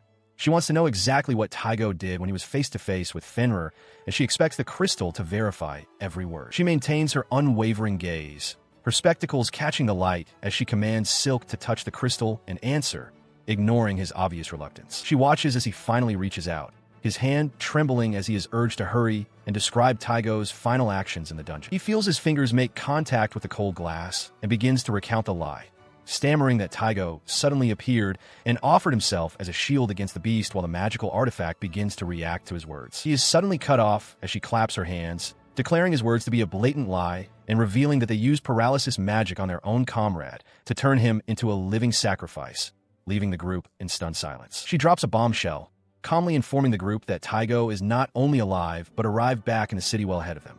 The revelation strikes the deep green fangs like a physical blow, their faces contorting in a mixture of disbelief and mounting dread as the foundation of their lie crumbles instantly. She continues, her voice cold as she explains that had the boy actually perished, they would be facing immediate imprisonment. Instead, she delivers a crushing administrative sentence. The deep green fangs are officially demoted to F rank, the absolute lowest tier of the guild, effective immediately. Gaston erupts in a desperate protest, his voice cracking as he argues against the severity of the demotion. He pleads with her, reminding her of the grueling effort it took for them to climb all the way to B rank, only to have their status stripped away in a single moment of judgment. He finds no sympathy in her gaze as she flatly states that their credibility has completely evaporated. With a final, dismissive piece of advice, she tells the group to focus on maintaining what little remains of their internal cohesion as they slink out of her office in utter disgrace. As the disgraced party departs, Captain Silk approaches the guild master, questioning if a simple demotion is truly enough of a punishment for such a betrayal. He wonders aloud if they were let off too easily, but she hints that the official sentence is only the beginning of their troubles. Outside, the weight of their actions begins to settle as they walk through the city streets under the heavy, judgmental gazes of their peers. While the guild's records show a demotion, the court of public opinion is far less forgiving. Their reputation is shattered, effectively ending their careers as respected adventurers. Far from the guild's politics, Taigo spends time with Jinta and Subaru, observing the two powerful creatures as they interact with an unexpected familiarity. His attention is suddenly diverted to a glowing interface before him, his eyes widening in shock at a new development that has appeared within his vision. A glowing interface manifests, revealing the staggering truth about the griffin. Subaru is not merely a beast, but an SSS rank holy beast of level 615, possessing overwhelming physical and magical attributes, along with rare skills like metamorphosis and the divine eye. Seeing these numbers, the young boy can hardly contain his shock, his voice cracking as he exclaims at the revelation of their true nature and Subaru's incredible rank. The two creatures watch him, the griffin appearing almost amused by the boy's sudden realization. The massive white wolf confirms his suspicions, asserting their status as holy beasts and warning that they should never be mistaken for common monsters. He questions if the boy had failed to properly appraise their status, leading to a sheepish admission of oversight. They continue to explain the source of their power, revealing that they carry the blessings of the gods themselves. The wolf is under the protection of Gerald, the goddess of water, while the griffin is favored by Rachel, the goddess of wind. Noticing the boy's confusion, the griffin clarifies that such divine protections are invisible to standard appraisal methods. He explains that without a specialized skill like his own divine eye, the full extent of a being's status remains hidden from ordinary sight. Standing side by side, the two legendary creatures radiate an aura of quiet authority. With their SSS rank and divine favors combined, the sheer scale of their power is truly beyond conventional measurement. Deciding that enough time has been spent on explanations, they suggest it is finally time to begin the boy's training. The griffin offers to instruct him in the ways of wind magic, noting that since he has gained the ability to use magic, he should learn from the best. Moving to a quiet clearing in the woods, the wolf takes the lead for the first lesson.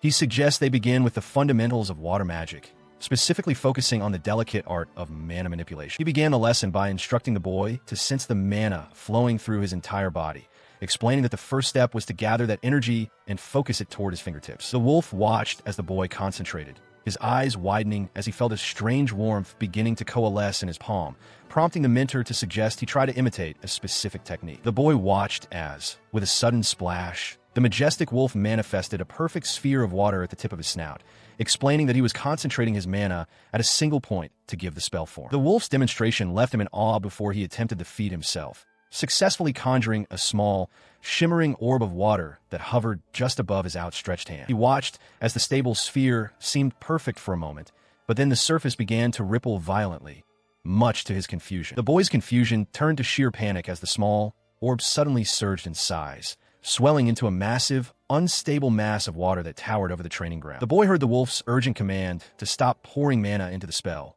but he realized with a start that he had no idea how to cut off the flow he had started. The young apprentice could only watch helplessly as the giant sphere finally lost its cohesion, resulting in a chaotic splash that left him wondering where he had gone wrong. He sits on the damp ground, completely drenched alongside the massive white wolf.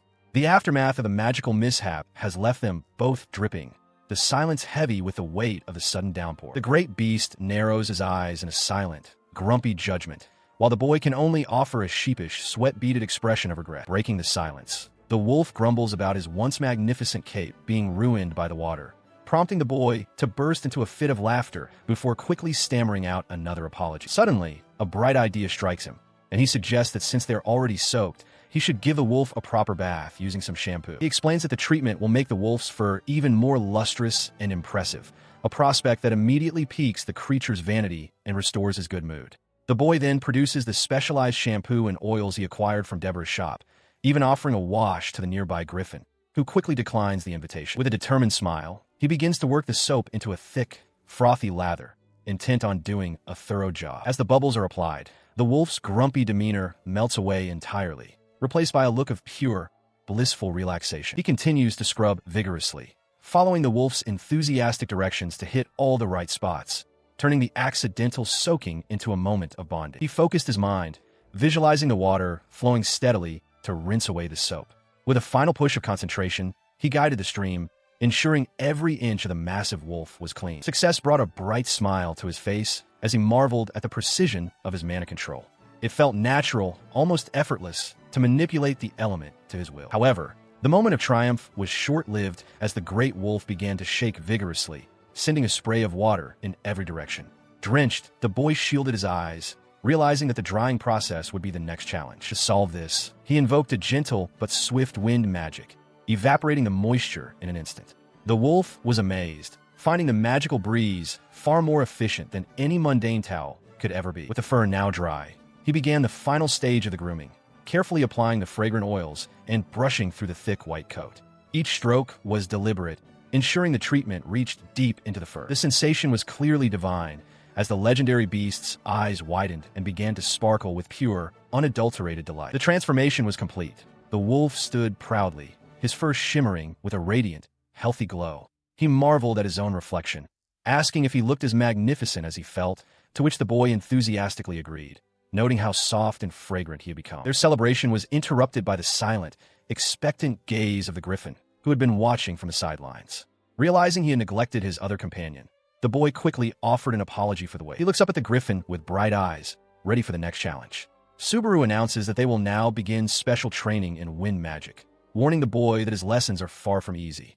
Undeterred, the young mage agrees with a determined shout, eager to push his limits. Moments later, the weight of the training proves immense, leaving him collapsed face down on the grass. His breath comes in ragged gasps as he mutters that he has reached his absolute limit, unable to move another inch. Despite the boy's exhaustion, the griffin stands over him with a look of genuine pride, commending his grit for enduring such a rigorous session. Nearby, the great white wolf observes that their master is truly a diligent soul. Resting his head on his arms, the boy reflects on how his mentor's sternness has vanished, replaced by a surprising kindness, and he silently thanks the quality of the instruction he received. The silence of their rest is broken when the wolf declares a sudden craving for something sweet to restore his energy. The griffin heartily agrees, noting that nothing beats a sugary treat after such intense exertion. With a weary but fond smile, the boy teases them for being such gluttonous divine beasts, though he secretly admits to himself that he could use a reward as well. Reaching into his supplies, he produces 2 generous slices of his handmade chocolate cake, much to the surprise of his companions.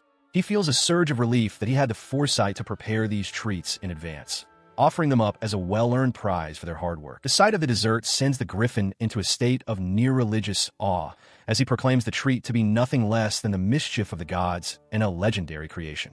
The young baker can only watch with a flat expression, insisting that it is, in fact, just a simple piece of chocolate cake. His attempt at modesty is ignored as the white wolf joins in the hyperbole, trembling with anticipation at the prospect of tasting such a divine delicacy.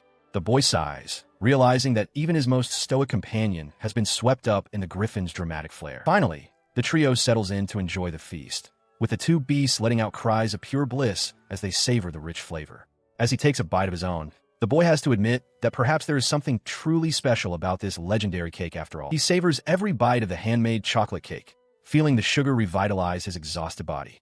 As he enjoys the treat, a request for seconds catches him off guard, highlighting just how much the others are enjoying his culinary creation. The next morning, the gentle chirping of birds and the soft light filtering through the trees signal the start of a new day.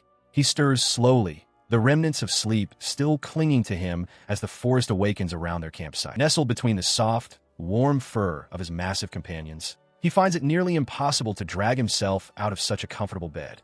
He reflects on how this has become his routine over the past few days, finding a strange sense of peace in the presence of the 2 divine beasts. As he begins his morning walk, Taigo's thoughts turn to the logistical challenges of their journey. He realizes that while they have been traveling together, having both a massive wolf and a majestic griffin in tow will undoubtedly cause a stir if they approach any settlements, and he wonders how they will manage such a conspicuous group. To show his gratitude for the comfort they provide, he decides to prepare a special breakfast of fluffy pancakes. The rich, sweet aroma of melting butter fills the air as he skillfully flips them in a pan, determined to reward his friends with a meal as high quality as the rest they gave him. Once the mountain of pancakes is ready, he presents them to the waiting wolf, Jinta, who greets the sight with an enthusiastic wag and a hungry gaze.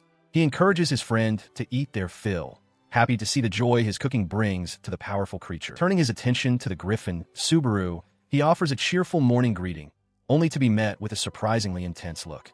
He notices a small plate set aside for the avian beast, wondering if the creature is as excited for the meal as its companion. To his absolute shock, the majestic creature begins to shed large, silent tears of gratitude. He watches in stunned silence as the griffin, moved by the simple act of kindness and the delicious meal, displays a level of emotion he never expected from such a powerful being. The majestic creature's head tilts back as a sudden, overwhelming emotion surges through him. He then erupts into a loud, sobbing wail, tears flowing freely from his eyes as he expresses his profound thanks. Taigo can only stare in shock, wondering what could have possibly caused such an outburst and what the true reason behind those tears might be. A memory surfaces of a kind old man with a flowing white beard, presenting a stack of golden, fluffy pancakes known as the king's bread. It was his signature dish, a warm ritual shared every single morning with his loyal companion. Back in the present, Subaru wails in agony, his cries echoing through the air as he begs to see his master and taste that bread just one more time. Taigo watches the griffin's breakdown with a heavy heart, feeling the raw weight of the creature's grief. He reaches out, a gentle hand stroking the griffin's soft feathers in a silent gesture of comfort. It is painfully clear how much the majestic beast truly loved the man who is now gone. Standing between his two companions, the young boy fully grasps the finality of the loss Subaru has suffered. He looks toward Jinta, the white wolf, and a somber realization takes hold.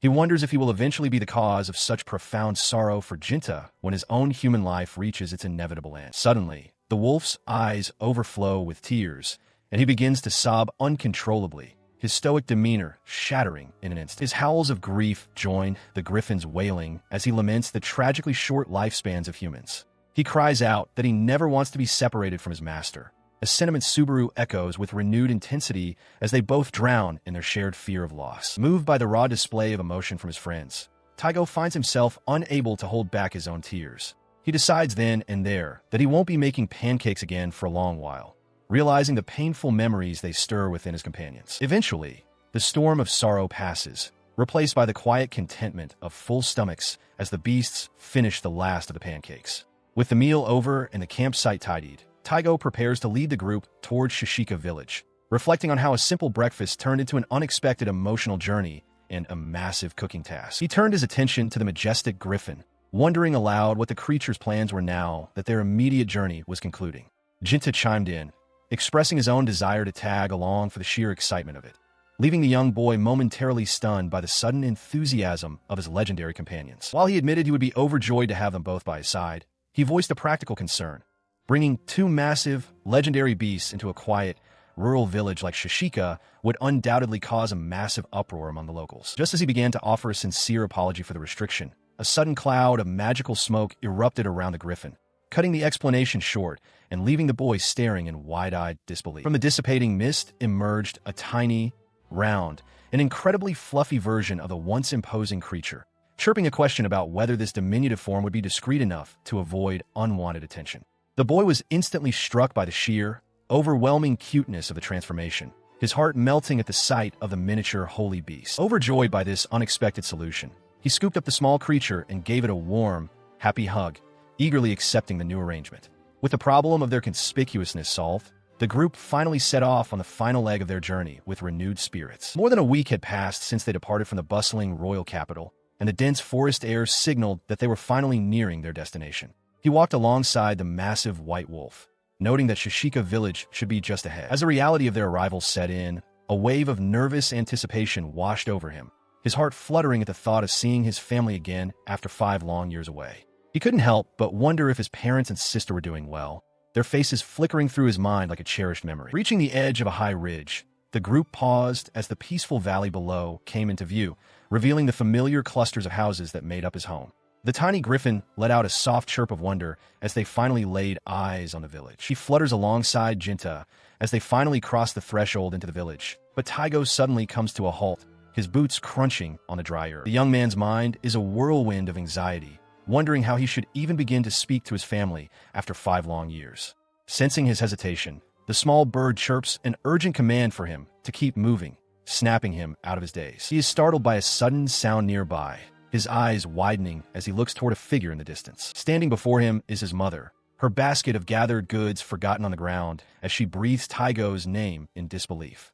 He can only stare back, the word mother catching in his throat as the reality of the reunion sets in. Taking a few tentative steps forward, he tries to find the right words, stammering an apology for being away for so long. Instead of a warm embrace, she delivers a sharp punch to his stomach that sends him reeling to the ground. Overwhelmed by years of worry and grief, she begins to pummel him with her fists, tearfully demanding to know where he has been and calling him a fool for leaving them in such agony. Her anger quickly dissolves into raw sorrow as she collapses beside him, sobbing about the endless years of waiting and the pain of his absence.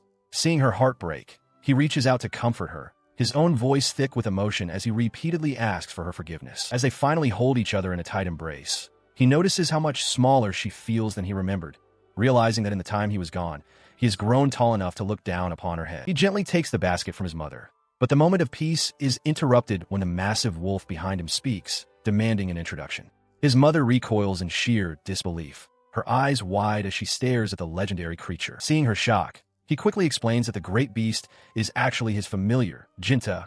He adds that the small bird perched atop the wolf's head is his friend, Subaru. The wolf offers a polite greeting to his master's mother, leaving her even more bewildered by the realization that this mythical Fenrir serves her son. The overwhelming revelation causes her legs to buckle, and she sinks to the ground with a weak laugh. She admits that the surprise was simply too much for her to handle all at once. He and his companions watch with a mix of concern and amusement as she tries to regain her composure. As they begin to walk back to the village, she asks if he has had the chance to reunite with the other children from Shishika since completing his training. He confesses that he hasn't seen Gaston or the others yet, but his thoughts quickly turn to his younger sister, Rim. He remembers that she should be receiving her gift this year and wonders if she has been looking forward to it. They soon arrive at the familiar site of their family home, which he notes with a smile has remained unchanged during his long absence. He eagerly asks if his father and Rim are waiting inside, but his mother's expression darkens. She avoids his gaze, suggesting they go indoors before they discuss the matter further. Stepping through the threshold, he is immediately struck by a heavy, somber atmosphere. His eyes widen as he looks toward the beds, a sense of dread beginning to take hold. He gasps in horror at the sight of his father and sister lying motionless, their faces a sickly, unnatural shade of blue. He cries out their names, desperate to understand what has happened to them while he was away. His mother sets down a cup, her voice trembling as she begins to recount the tragedy. She explains that about a month ago, the village was suddenly besieged by a swarm of blue magic beasts that descended without warning. He listens intently as his mother recounts the day of the tragedy. She explains that the beasts themselves weren't particularly powerful, and the villagers, including his father, managed to drive them off. Even young Rim had tried to help in her own way, showing a bravery that now feels bittersweet. However, the aftermath was far worse than the battle itself. Everyone who had fought the creatures began to change. Their skin took on a sickly blue hue, and within a single week, they had lost all ability to move, falling into this deep, unbreakable slumber that has lasted ever since. Desperate for any glimmer of hope, he asks if there is any medicine or cure. His mother shakes her head sadly, explaining that even the priest assessments yielded no answers. They had spent a fortune seeking out renowned sages and holy women, but none could offer a solution or even a name for the affliction. The weight of her words crushes him as she covers her face, weeping. She admits that they have been left with nothing to do but wait for the inevitable end, a slow death that they are powerless to stop. Overwhelmed by a sudden surge of guilt, he strikes the side of the bed, cursing his own foolishness. He agonizes over why he didn't return sooner, believing that his presence might have changed their fate. Suddenly, the small, fluffy creature he brought with him leaps onto his head, chirping loudly to get his attention. Startled out of his grief, he looks up as the creature demands to be included in the conversation, its presence a jarring contrast to the room's sorrow. While he continues to sob for his father and sister, the creature peers closely at the comatose pair. It notes with a surprising lack of gravity that this is a rare case of blue skin disease, a name that cuts through the silence of the room. He freezes, his eyes widening in shock at the creature's casual revelation. He demands to know if it truly recognizes this mysterious illness, a spark of hope finally cutting through his despair. Tygo stands in a modest room, his eyes wide with shock as the name of the affliction is finally spoken, blue eye disease. His mother stands nearby, her expression a mix of fear and desperate hope as they look toward their companion for answers. He turns his gaze toward the majestic creature, his voice trembling as he asks if such a dreaded and mysterious illness can truly be cured. In response, the griffin lets out a confident chirp, assuring them with absolute certainty that a remedy exists and that recovery is possible. This revelation brings tears of pure joy to the boy's eyes, while his mother clasps her hands together in a silent prayer of gratitude, her heart swelling with the thought of her husband and daughter finally being saved. However, the creature quickly shifts the mood by explaining the grim reality. The timing is critical, For if the disease isn't treated within 40 days of onset, the victim's heart will eventually give out under the weight of agonizing pain. The pair listens in hushed terror, realizing how close they are to the edge. It continues, detailing a complex process involving the holy spell known as resurrection, followed by the application of spores from a rare, glowing blue mushroom. Overwhelmed with gratitude, the family offers their thanks, though the sheer complexity of the task begins to sink in for the young mage. The young boy stands frozen, his mind racing as he processes the impossibility of what he just heard. Resurrection is a legendary ancient magic that even the kingdom's most powerful sages cannot master, and the mysterious mushroom is completely unknown to him. He tentatively speaks up, seeking clarification on whether this is truly the same forbidden magic that can restore life to the dead, but the griffin quickly corrects him, hinting at a distinction between the legendary spell and the specific technique required for the cure. He ponders the weight of the task, noting that the legendary ancient magic sounds incredibly impressive. Beside him, the small, fluffy wolf chimes in, claiming that he can indeed use such magic, which leaves the boy wide-eyed with shock. Turning his attention back to the griffin, he asks if Subaru knows the location of the glowing blue mushrooms. The creature confirms with a confident nod, stating that he knows exactly where they grow. He then presses for more information about Subaru's former master, reasoning that anyone sought out by kings to cure such a disease must have been extraordinary. The griffin looks away wistfully, recalling the many times they went mushroom hunting together in the past. When he asks for the master's name, the griffin reveals that others referred to him as the great sage Casper. The revelation hits the boy like a physical blow, his face contorting in pure disbelief. This legendary figure is a household name, a hero who saved the kingdom countless times before passing away 3 centuries ago, leaving behind a legacy taught in every history book. He struggles to reconcile this image of a grand hero with the griffin's stories of bickering over pancakes. Sensing his distraction, the griffin barks at him to focus, reminding him that they have a mission to find the mushrooms. Snapping back to reality, he agrees that they must move quickly and asks the griffin to lead the way to the site. The creature reassures him, telling him to leave the navigation to his capable wings. They soon arrive at a jagged cave entrance high in the mountains, where the wind howls through the stone.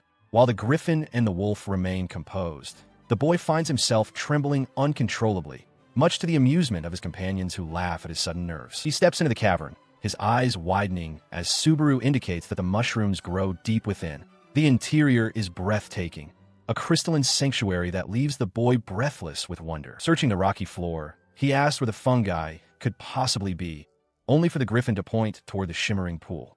To his astonishment, the rare mushrooms are thriving beneath the surface of the water, a sight he finds truly mysterious. Realizing these haven't been seen in 3 centuries, he resolves to harvest as many as they can carry. While the griffin decides to keep watch from the shore, the boy prepares to wade into the depths. The massive wolf, however, treats the task like a game, playfully splashing water everywhere.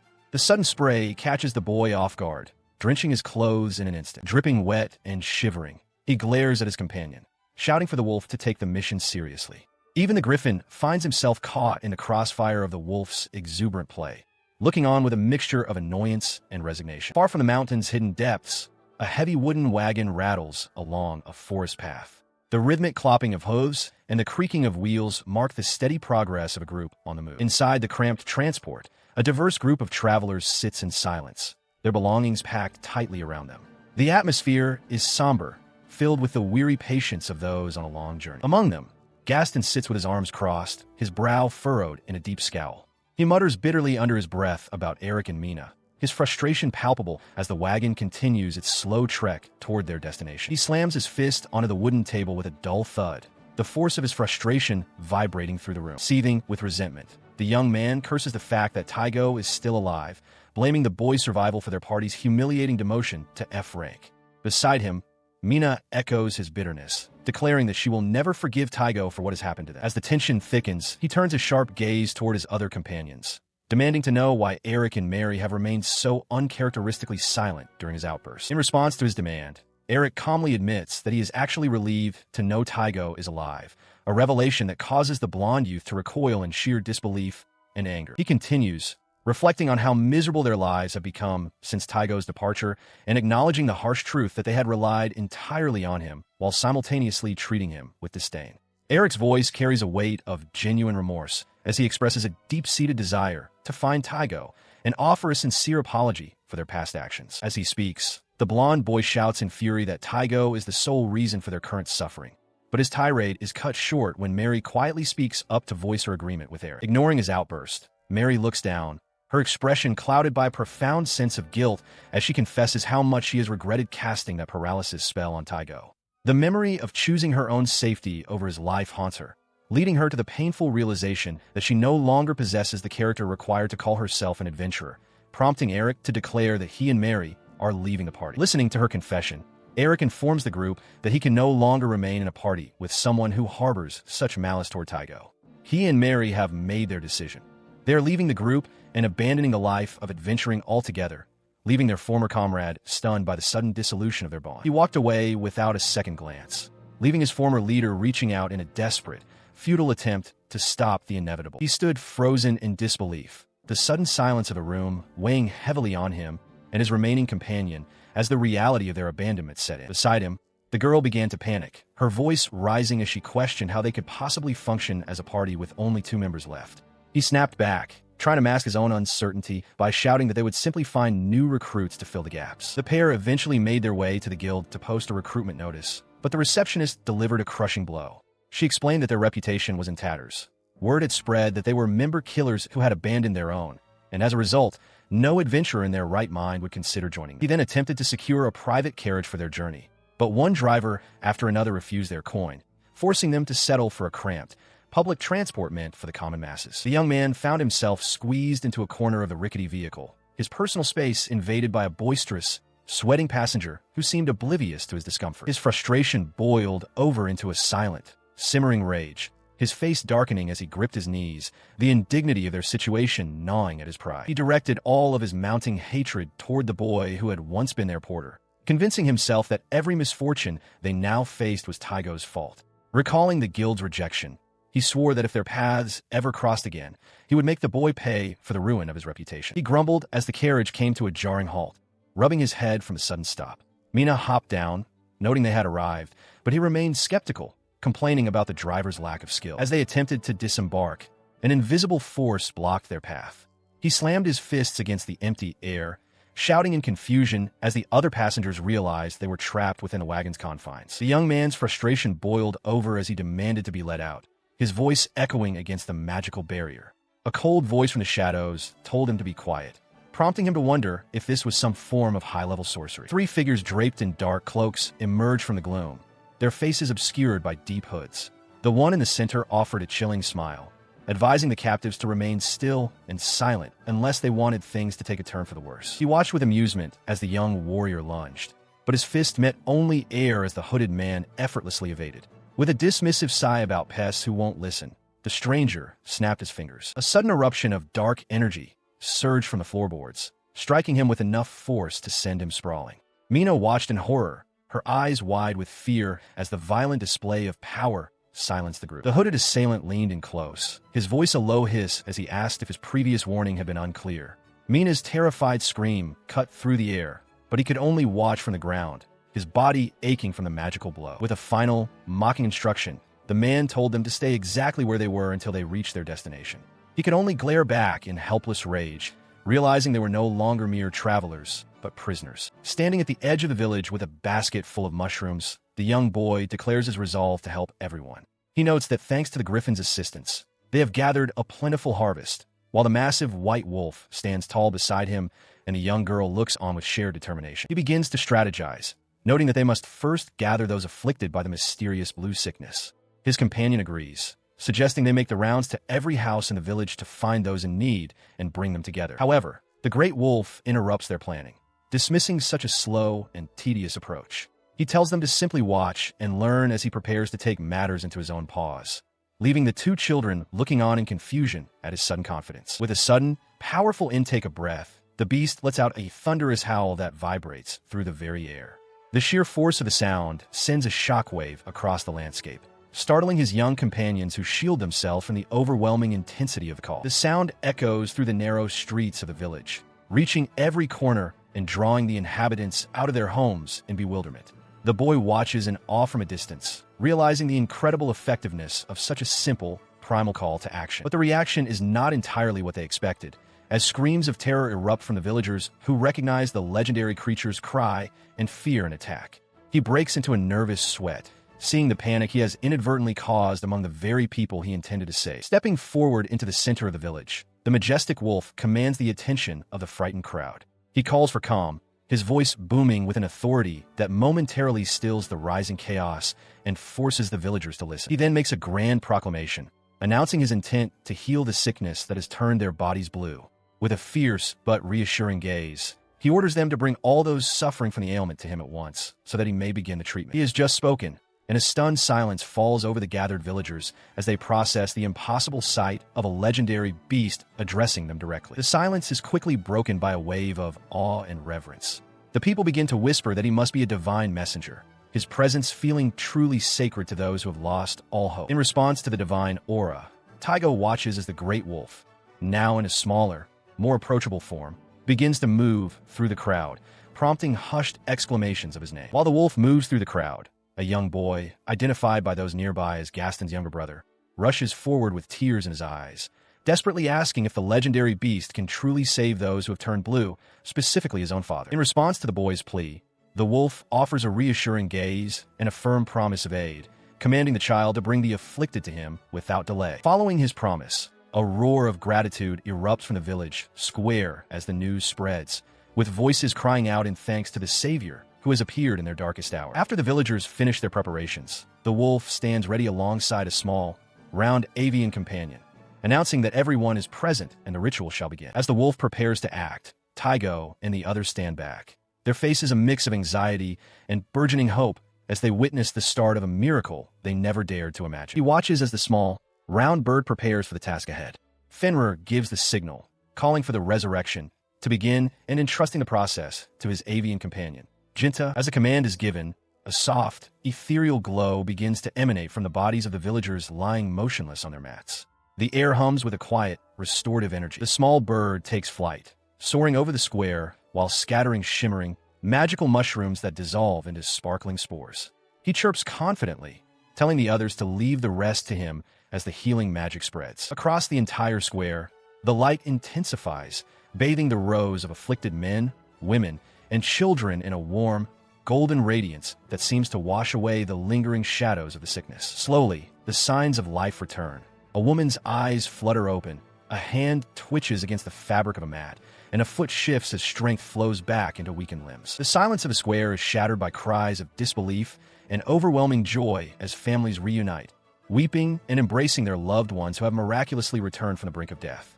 Voices rise in a chorus of gratitude, thanking the heavens for this salvation. Amidst the celebration, the young boy stands frozen in relief until a voice calls out to him, urgently pointing toward his sister. He rushes to her side as she sits up, looking around in dazed confusion, and pulls her into a fierce, tearful embrace, overwhelmed that she is finally awake and safe. He looks at his sister with immense relief, his eyes shining as he expresses his joy at her recovery. Rim, overwhelmed, clings to him so tightly it almost takes his breath away, her surprise turning into a desperate embrace. He notices that Gaston's father has also regained consciousness, watching as the man pulls his own son into a tearful hug. The air is thick with the sounds of families reuniting, a chorus of relief echoing through the room. The man's recovery is just one of many miracles occurring, but the boy's attention is quickly drawn to another figure sitting up nearby. He sits there, looking back at his son with a weary but loving gaze, prompting the boy to whisper his name as tears begin to fall. He lunges forward, burying his face in his father's chest while sobbing out an apology for taking so long to return home. The boy is held close, his father's hand resting gently on his head as he is welcomed back and told how much he has grown. While he finds solace in this long-awaited reunion, the village outside remains peaceful under the night sky. Inside the cottage, the man bows deeply, offering his heartfelt thanks to his son and the divine protectors who saved them all. He stands amidst the laughter of his family, the weight of the recent crisis finally lifting. His wife remarks on the sheer shock of Taigo's return, especially with a legendary Fenrir as a familiar. He chuckles, teasingly lamenting that he missed the look on her face when she first saw them. His daughter, Rim, chides her brother for his recklessness, reminding him that things could have ended much worse. Taigo merely offers a sheepish smile, grateful that the danger has passed and they are all together again. The young hero watches his family with a heart full of warmth, realizing that this simple, noisy togetherness is exactly what he missed most. Even Fenrir observes the scene with a sense of contentment, pleased to see his master so happy. He finds himself surrounded by his loyal companions in a moment of profound peace. With the small, round bird resting atop his head and the great wolf by his side, he sinks into what he considers the ultimate healing time after their long journey. His sister steps forward, her eyes darting between the majestic creatures. She hesitates for a moment, her hands clasped nervously as she prepares to ask a special favor of Jinta and Subaru. She bursts out with her request, unable to contain her excitement any longer. With a passionate cry, she begs to be allowed to touch their beautiful, fluffy fur. Her parents watch on, surprised by her sudden boldness. The mother's eyes widen in realization, and even the father can't help but feel a spark of curiosity about the divine creatures standing before them. The great wolf lets out a soft huff, feigning a bit of reluctance before ultimately giving in to the request of his master's kin. The family erupts in joy, their faces beaming as they finally get to experience the legendary softness for themselves. He allowed himself a moment of quiet satisfaction as the young girl's hands brushed through his fur, finding the sensation surprisingly pleasant despite his pride. Beside him, the small bird chirped happily, equally content with the attention. They both seemed to be thoroughly enjoying the pampering, a sight that brought a warm smile to their master's face. It was a rare moment of domestic peace for the group. This tranquility was gently broken when the village chief appeared at the door, announcing that the preparations for the feast were finally complete. He invited them to join the rest of the community, who were eager to welcome the divine beasts. They soon found themselves at the center of a grand celebration, with tables overflowing with food and the air filled with the cheers of the villagers. While the familiars were treated as honored guests at the head of the table, the young master felt a wave of bashfulness at the sheer scale of the reception. Amidst the joyous noise, Gaston's father and brother approached to offer their sincere thanks for his bravery. The father spoke with deep emotion, expressing how proud he was of the young man Tygo had become, contrasting it with the trouble his own son had caused in the past. As the family moved back into the crowd, they called out a promise to help him whenever he might need it, hailing him as their savior. He waved back, his heart lightened by the genuine warmth and acceptance of his neighbors. The festivities continued long into the evening, a vibrant tapestry of laughter, shared meals, and community spirit. Every corner of the village square was alive with the simple joy of a safe and happy reunion. He stood for a moment in quiet reflection, watching the people he cared for celebrate together. A soft, contented smile crossed his face as he realized that, after all his travels, he was truly home. He gazes warmly at his companions, Jinta and Subaru, offering a sincere word of thanks for the protection they provided to his people. The majestic wolf and the small, round bird respond with quiet, knowing affirmations, their bond stronger than ever after the trials they have faced together. Under the starlit sky, the village square erupts in cheers as the massive bonfire crackles and glows. The village chief raises his cup in a grand gesture, calling for a thunderous toast to the divine beasts and the young hero who led them back, his voice carrying the collective relief and joy of the entire community. Though the path had been long and fraught with danger, he had finally returned to the place where he belonged, his heart full of pride. As his friends crowd around him in a warm embrace, he simply smiles and closes his eyes, letting the peace of the moment wash over him. The wagon rattles through the dense forest, its wheels crunching over dry leaves and fallen branches in the dead of night. Two hooded figures sit at the front, guiding the horses toward a destination known only to them. Inside the cramped interior, the children huddle together, their faces pale with dread. The young girl whispers a trembling question about where they are being taken, but Gaston can only offer a grim admission of his own ignorance as a hooded captor looms over them in the shadows. He stares out from beneath his dark hood, his thoughts consumed by the mysterious black robes they wear. He wonders if those they serve truly consider them allies or merely tools for a larger, darker purpose. Moments later, the wagon jolts to a final stop before the jagged entrance of a hidden cavern.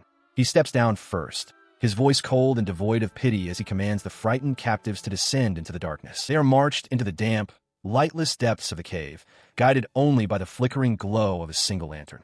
In the center of the hollowed-out chamber, a massive iron cage stands ready, its thick bars a grim testament to the fate that awaits them. One of the hooded figures roughly shoves Gaston toward the enclosure, barking a sharp order for him to get inside. Simultaneously, another captor fumbles with a heavy key, the lock clicking open with a metallic snap that echoes through the silent cavern. Once they are all inside, the heavy gate is slammed shut with a deafening clang, the sound of the bolts sliding home signaling the end of their freedom. They cling to the cold bars, staring out at their captors with wide, tear-filled eyes. As the men begin to move away, he watches with growing confusion. He wonders why the older boy among them isn't being forced into the cage alongside them. his mind racing to understand the logic behind their selective imprisonment. He hears the heavy click of a polished boot against the stone floor as a voice signals the start of an interrogation. The hooded leader looms over the bars, demanding to know the location of a hidden object from the noble boy.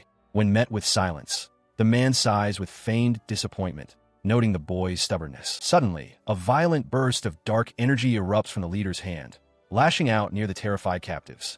As the children shriek in horror, the man leans in with a chilling smile, threatening to execute every single one of them if the boy refuses to cooperate. With a final warning that he will return in an hour for a better answer, the cloaked figure turns and vanishes into the darkness of the cave tunnel. The sound of the children's desperate pleas for help echoes fruitlessly against the cold stone walls. Gaston watches the retreating figure, recognizing the dark aura as the same magic that had disabled their carriage.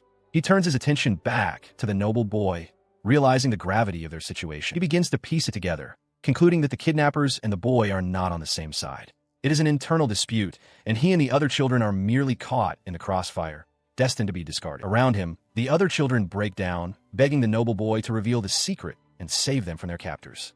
Frustrated by the helplessness of their position, Gaston slams his fist against the ground, cursing their luck. His eyes burn with a new, fierce resolve as he stares into the shadows. He refuses to let his life end in such a meaningless way and silently vows that he will find a way to survive, no matter the cost. He and his dire situation seemed worlds away from this tranquil morning, where the sun filtered softly through the canopy. He would have found no trace of conflict here, only a gentle hand reaching out to sink fingers in a thick, white fur as consciousness slowly returned. The boy stirred against the warm, steady flank of the massive wolf, waking to the sound of a bird's song echoing through the peaceful clearing. He rubbed the sleep from his eyes, momentarily disoriented, to find himself resting on the stone patio outside the familiar walls of his home. His mother approached with a warm smile, wishing him a good morning and explaining that she hadn't wanted to disturb his peaceful rest alongside the wolf and the griffin.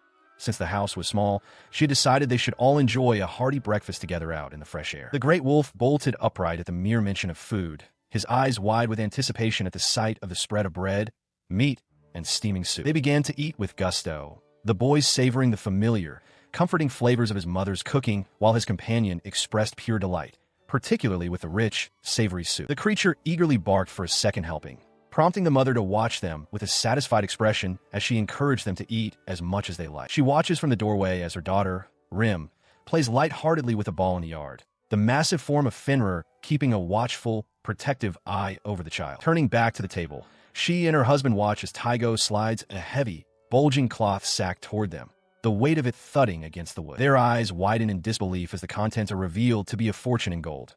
Tygo explains with a modest smile that he received it for clearing an A-rank dungeon, a feat made possible only by Jinta's strength. His father is nearly speechless at the mention of an A-rank dungeon, but the boy quickly deflects the praise, insisting that he did nothing and simply wants to repay them for the years of concern he caused. With a determined grin, he vows to work even harder from now on, prompting his mother to wipe away tears of joy, overwhelmed by the fine young man her son has become. The room falls into a brief, contemplative silence as she looks toward the window, softly asking how long they will be able to enjoy his company in the village this time. He meets her gaze with a touch of regret, explaining that he intends to set out for the city of Luxembourg as early as tomorrow morning. Though clearly saddened, his father ruffles his hair with a rough affection, warning him not to stay away for years again, to which the boy promises that this house will always be his true home before heading out to check on his companions. He stood outside the family home, his heart heavy after seeing the tearful faces of his parents. Nearby, his younger sister Rim called out to him, her eyes sparkling with excitement as she prepared to show off Jinta's skills. With a joyful shout, she tossed a ball high into the air, and the small white wolf leaped with surprising agility, snatching it cleanly between his teeth before landing gracefully. As the creature trotted back with his prize, the young traveler couldn't help but feel a bit conflicted, noting that despite being a legendary beast, Jinta seemed perfectly content being treated like a common house pet. The wolf dropped the ball at his feet, puffing out his chest with pride and declaring that he was clearly a natural-born genius at the game of fetch. This boastful display was too much to handle, and he burst into a fit of laughter, leaving the confused wolf to wonder exactly what was so amusing about his newfound talent. Their light-hearted moment was suddenly interrupted by the arrival of Subaru in his avian form, who chirped a frantic warning about a disturbing presence emanating from the western forest. Sensing the urgency in the griffin's message, the boy immediately decided they needed to investigate the source of this bad feeling themselves. He grew somber, realizing that for Subaru to be this unsettled, the danger in the woods must be significant. Unbeknownst to him, Deep within those trees, Gaston's brother and another child sat huddled together behind the cold, iron bars of cage. High above the landscape, Subaru soared through the clouds with Taigo on his back, while Fenrir kept pace alongside them. The griffin broke the silence, explaining that he had detected a peculiar and unsettling magical presence while they were patrolling the skies. He gestured toward a specific spot in the distance, confirming that the source of the disturbance was exactly where he had suspected. Hearing this, the young boy's eyes widened in sudden apprehension. He leaned forward, his gaze fixed on the horizon as he tried to process the gravity of what the majestic creature had sensed. Below them, a dark, ominous miasma began to coil and rise from the heart of the dense forest. The unnatural shadow stood out starkly against the lush greenery, a silent herald of something malevolent lurking beneath the canopy. He gasped, the realization hitting him like a physical blow as he asked if this could truly be the work of the demon race. Fenrir, observing the dark energy with a keen eye, confirmed his fears, noting that the magical signature was unmistakable. The legend spoke of these beings as creatures that closely resembled humans in form, but were fundamentally different in nature. They were known to possess overwhelming magical power, often using it on a whim to seize lives and property, making them a terrifying presence to all other races. Looking down at the forest with growing dread, the boy couldn't help but wonder what such dangerous entities were doing so close to Shishika village. The proximity of the threat weighed heavily on his mind, filling him with a sense of urgent concern for his home. The great wolf admitted that their intentions remain a mystery, but he added with chilling calm that they would simply eliminate the demons if they attempted anything suspicious. Taigo stared at him, momentarily stunned by the casual way the holy beast spoke of such a violent resolution, though he supposed it was only natural for a being of his stature. He then turned his attention back to the task at hand, declaring that they would descend immediately to investigate. As the group prepared to land, Subaru beat his wings powerfully, beginning the descent toward the forest floor to confront whatever darkness awaited them. He lands with a thunderous impact, his massive form looming over three cloaked figures who recoil in sheer terror. From a safe distance, Taigo and Subaru observe the confrontation, the griffin noting that his companion seems to have the situation well in hand, perhaps even making their own intervention unnecessary. The intruders are paralyzed with fear, stammering about a barrier that should have protected them, and the impossibility of a triple S rank threat appearing so suddenly. Looming over them with a predatory grin, the small white wolf mocks the pathetic members of the demon race, demanding to know what business they have skulking in such a place. Overwhelmed by his presence, the three figures drop to their knees and press their foreheads to the dirt, pleading for mercy. They desperately claim innocence, insisting they would never dream of causing trouble for a being of his stature. Watching the display from the sidelines, Taigo can't help but feel a sense of irony, remarking to Subaru that the way the scene is unfolding makes the small wolf look like the true antagonist. He narrows his eyes at the trembling group, his voice dropping to a dangerous, low growl as he questions whether they truly understand the consequences of lying to him. Before he can extract any more information, the figures vanish in a sudden burst of magical energy, leaving behind only a lingering sense of unease. His gaze immediately shifts toward the yawning darkness of a nearby cave entrance, sensing that the true threat remains. Subaru clicks his beak in annoyance, realizing the cowards used a teleportation spell to escape, but Taigo is already focused on the next move, instructing the small wolf to scout the depths of the cavern.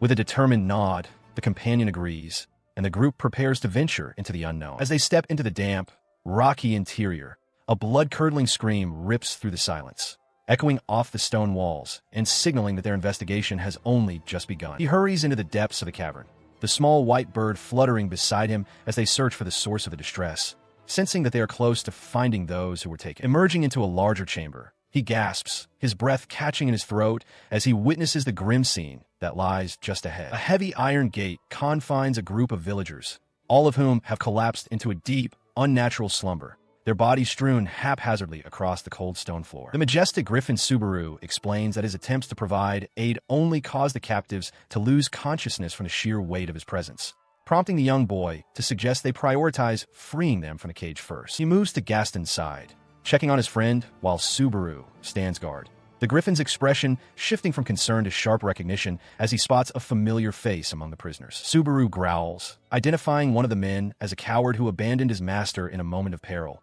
a revelation that shocks the small bird and fills the air with a new sense of tension. Ruffling its feathers in a fit of pique, the bird chirps a sharp condemnation, insisting that such a despicable person is unworthy of their assistance and should be left to face the consequences of his actions. While Subaru suggests leaving the traitor to his fate in the wilderness, the young boy watches his companions with a soft smile, touched that they're so fiercely protective of his honor and well-being. He looks down at the man, expressing his gratitude to his friends, but explaining that he cannot simply abandon him. He believes that if he were to leave the man to his fate, he would be no better than the villain himself. With a determined smile, he declares his intention to help, a choice that leaves his companions watching in silent observation. Seeing his resolve, the great griffin suggests a practical approach, deciding to cast a sleep spell on the villagers to ensure they remain undisturbed for the time being. Turning his attention to the hooded figure within the cage, the majestic beast questions why an elf would go to such lengths to masquerade as a member of the demon race. This revelation catches the young boy completely off guard. While the griffin notes that the captive is merely feigning unconsciousness, the mysterious figure remains silent, their face partially obscured by the shadows of their hood, as the truth of their elven heritage hangs heavy in the air. Standing before a heavy iron cage, the young boy and the massive white wolf stared at the captive within. The boy's eyes widened in disbelief as he realized the figure huddled inside was an elf. He watched as the great wolf leaned in, his voice low and commanding as he questioned the prisoner. The wolf demanded to know what had happened, noting that silence would serve no purpose now. In response, the hooded figure threw himself onto the ground in a deep, respectful prostration. With a voice thick with emotion, he thanked the majestic creature for rescuing him from the clutches of the demon race. This display of intense gratitude left the boy utterly bewildered, a sense of déjà vu washing over him as he looked between the humble elf and the stoic wolf. Beside them, the small round bird watched the exchange with its usual unblinking gaze. He then lowered his hood, revealing the sharp features and pointed ears of a handsome young man. He confirmed his identity, explaining that he had been masquerading as one of the demon race to survive. As the boy pressed for more information, the elf's expression turned somber. He spoke of the holy dragon who protected his people, revealing that the guardian was on the verge of bringing forth a new life. His eyes clouded with pain as he recalled how they had cherished and protected that nascent life. However, their peace was shattered when the demon race launched a sudden, brutal raid and stole the precious cargo. Finally, he confessed that he and his kin had infiltrated the enemy's ranks in a desperate attempt to reclaim the stolen egg. His voice faltered as he admitted that he was the sole survivor of the mission, his companions having all perished in the attempt. He bowed his head in profound gratitude, admitting that without their intervention, the demon race would have surely ended his life. Leading them further into the dark corridors, he gestured toward a barred cell where a small, shackled child sat huddled, much to Tygo's horror. Ignoring the boy's shock, the elf explained that the prize they sought was held within a cage reinforced by layers of complex demonic barriers. Despite their best efforts and attempts to move it under the cover of a transformation, the seal had remained impenetrable to them. However, the small white bird that accompanied them hopped toward the bars. With a sudden, sharp crack, the powerful enchantments shattered like glass, leaving the way clear. He was struck with awe, marveling at how a barrier that had seemed so insurmountable was dismantled with such ease. As he carefully handed the dark, heavy object to Tygo, he described it as a rainbow egg, a vessel of pure potential that would reflect the nature of those who nurtured it. His voice grew heavy as he revealed the dark intentions of the demon race, who sought to saturate the egg with malice to birth a wicked dragon. Desperate, he begged Tygo to take the egg and raise it with kindness, hoping to counteract the corruption it had already endured. He even suggested that if the worst should happen and a monster emerged, the great wolf Fenrir would have the strength to end it. Tygo, moved by the weight of the task and the elf's plea, firmly declared that they would take charge of the egg's future. Moments later, the weight of his impulsive decision hit him, and he sheepishly apologized to his companions for speaking for the group. Yet, as he looked down at the mysterious egg, a sense of pity took hold, reinforcing his resolve not to abandon it. He looks on with joy as his companions voice their support. The massive wolf concedes that if his master is satisfied, then he is as well, while the small, round bird chirps enthusiastically, declaring that whatever is good for his master is good for him. With their support secured, the group turns to the hooded elf, who bows deeply in gratitude. She announces her intention to return to the elven village immediately to report these grave events to her people. As she departs, the young boy turns his full attention back to the dark, heavy egg cradled in his arms. He speaks to it softly, promising to look after it from now on and swearing that he will never allow it to succumb to the corruption of a wicked dragon. His gaze then shifts toward the iron bars of the nearby cell, his expression softening with concern. He realizes there is still the matter of the others left behind in this dark place. Inside the cramped enclosure, several children lie huddled together on the cold floor, deep in a magically induced slumber. They remain oblivious to the battle that has just concluded, their small forms still and vulnerable. Knowing they cannot be left here, he decides that the only course of action is to bring them to the nearest settlement, Shishika Village. He recalls seeing a carriage station just outside the cave entrance and suggests using it to transport the group. The majestic griffin offers a solution, suggesting that if the horses are unhitched, he can simply lift the entire carriage and fly it to their destination. The boy agrees, entrusting the safety of the children to his powerful companion. Moments later, he takes to the sky, the heavy wooden carriage dangling securely beneath him as he soars toward the horizon. Below, the great white wolf begins to run, promising to meet them all at the village as they leave the site of the demon's facility behind. The majestic creature has successfully delivered the carriage to Shishika Village, where the peaceful houses stand quiet under the clear sky. Upon hearing the news, the village chief is struck with disbelief, his face pale as he processes the terrifying reality that the demon race have been gathering so close to their home. Despite the grim news, the atmosphere in the village remains warm as the rescued family expresses their profound gratitude to Taigo. The chief assures them they can stay in the village until their hearts have healed from the trauma. With the mission complete, the young hero turns to his small, round companion, suggesting it is finally time for them to head back to their own home as well. He promises the little bird a reward of chocolate cake once they return, causing the creature to chirp and flutter its wings in pure, unbridled joy. As they begin their journey back, a familiar voice calls out to Taigo, halting him in his tracks just as a large, armored foot steps into view. Turning toward the sound, he finds himself face to face with Gaston, who stands there with a casual, knowing posture. The older boy wears a confident, almost mocking smirk, his eyes fixed on Taigo as if he knows something the young hero does not.